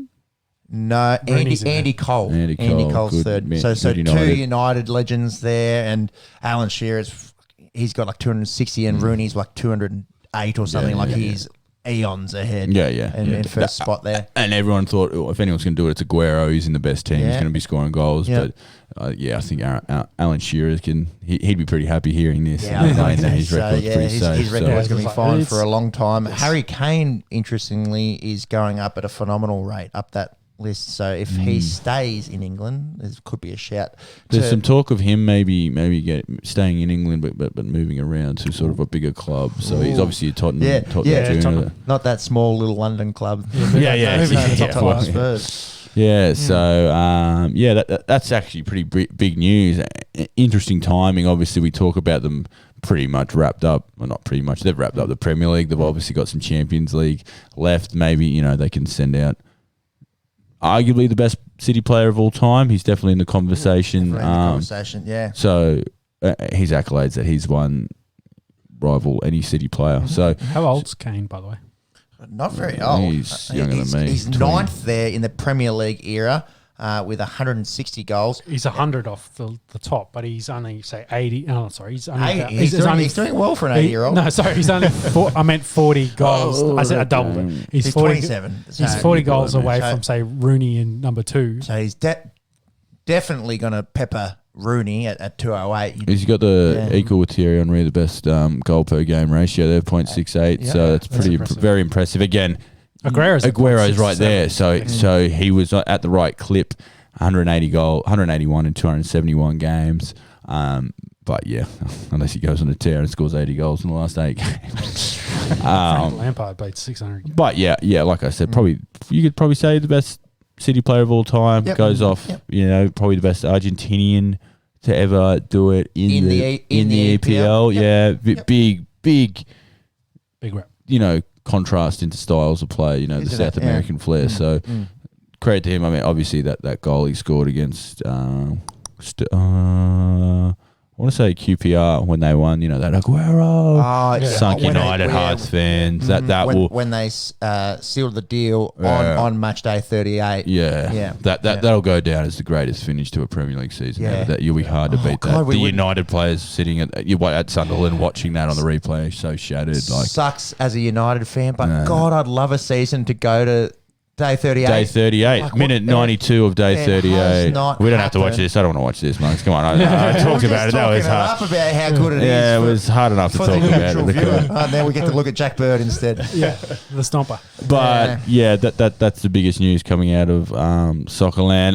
EPL is back this weekend. That race for sort of Champions League play is really heating up. We've got Chelsea, Spurs, and Liverpool. Obviously, the known names. I can't see Liverpool getting their injuries back together, but teams like West Ham Leicester, and Everton are buzzing around there as well. So really good to see some of these teams that are not well known, but prolific in the Premier League. Yeah, everyone will be cheering on your West Ham and your Everton to try and get that 4th spot, especially with Leicester.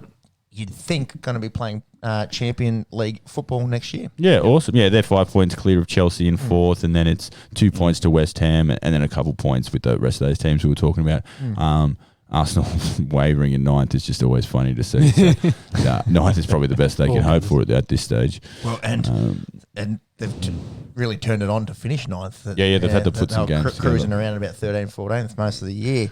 So, that's back this weekend. So there'll be plenty of sport going on over the next couple of weeks. One sport slows down, the others pick It's up. always so something to talk about, isn't and there? always On will the be Esky. here Champions on the Esky. League, not far around the corner. I think that's Wednesday Next week. That wraps up the week in sport. Thank you so much if you've made it through another 3.5 hour episode of On the Esky. We hope that we brought you some sporting news, made you laugh. We got stuck into AFL and the NRL, just to recap, and then we went through some of the cricket, especially with the India versus England series. How good are India? I hate to say it, but they're very... NFL should probably quiet down for a couple of weeks before we then run into the draft. With the draft, we'll cover whatever draft news that comes out. A month ago. Not even 3.5 weeks. Excited, Very excited for that, and we'll probably do a nice big live show for that, and look out for us doing that. Then, of course, we talked about NBA, the UFC, a lot of big movement in the UFC. Another 3 championship fights coming up in a couple of weeks. New as well. baddest motherfucker on the planet. Yes, yeah. Francis Ngannou, well done, champ. F1's just kicked off. Hamilton on his chase for championship number 8, I believe. And I think it's actually the first time he's won the first race for a very long time too. He always finishes up near the top, but first time he's actually won the first one. Of course, we'll cover golf, soccer, and football, and whatever else comes out through the week. So thank you all for listening. Yeah. Thank you for boys for coming out. And tell your friends we're nearly at 1,000 subscribers on YouTube. Very close. So prize to Sub up for 1,000 everyone. subscriber. 1,000th subscriber. If you We've got a special surprise. comment for you, so. and you're the 1,000th subscriber, I'll scull a beer, and I'll probably do that anyway. We didn't actually get to it. There's an ice cold one here. No, I've got one here. I've been deliberately sitting here, so it wasn't too cold. We'll finish the episode with what the Prime Minister of our glorious country is unable to do. We can deliver for you on the Esky. Mako, take it away. He skull bet me that Stipe would defend his title against Francis Ngannou. Shout out to Mick Ross. This is a goat. The goats to the goats. Oh, I forgot to shout out Langdon for the NBA. So shout out to you, Langdon. Thanks for listening. Thank you for everyone for listening. Here's me golfing down a goat. Love you all. Bye. Bye. And as Macca sucks down that, we do have an Instagram. I'm trying to get it going. It's a little bit funny. It's a bit underappreciated at the moment. So get on the Desmond Tutu. Chucked out a follow. Yeah, we got Desmond Tutu, Robert Mugabe chat. Robert Mugabe's chat, if you will, getting around there. We have a bunch of fun, and we'll be back next week. Thank you so much. Yeah. So as we said, follow us, sub up everywhere. Thank you boys for coming out. It's been fun. A lot of fun. We'll see you all next week after Easter. Happy Easter. Happy Easter. Yeah. Bye. Bye. See ya. See you next time.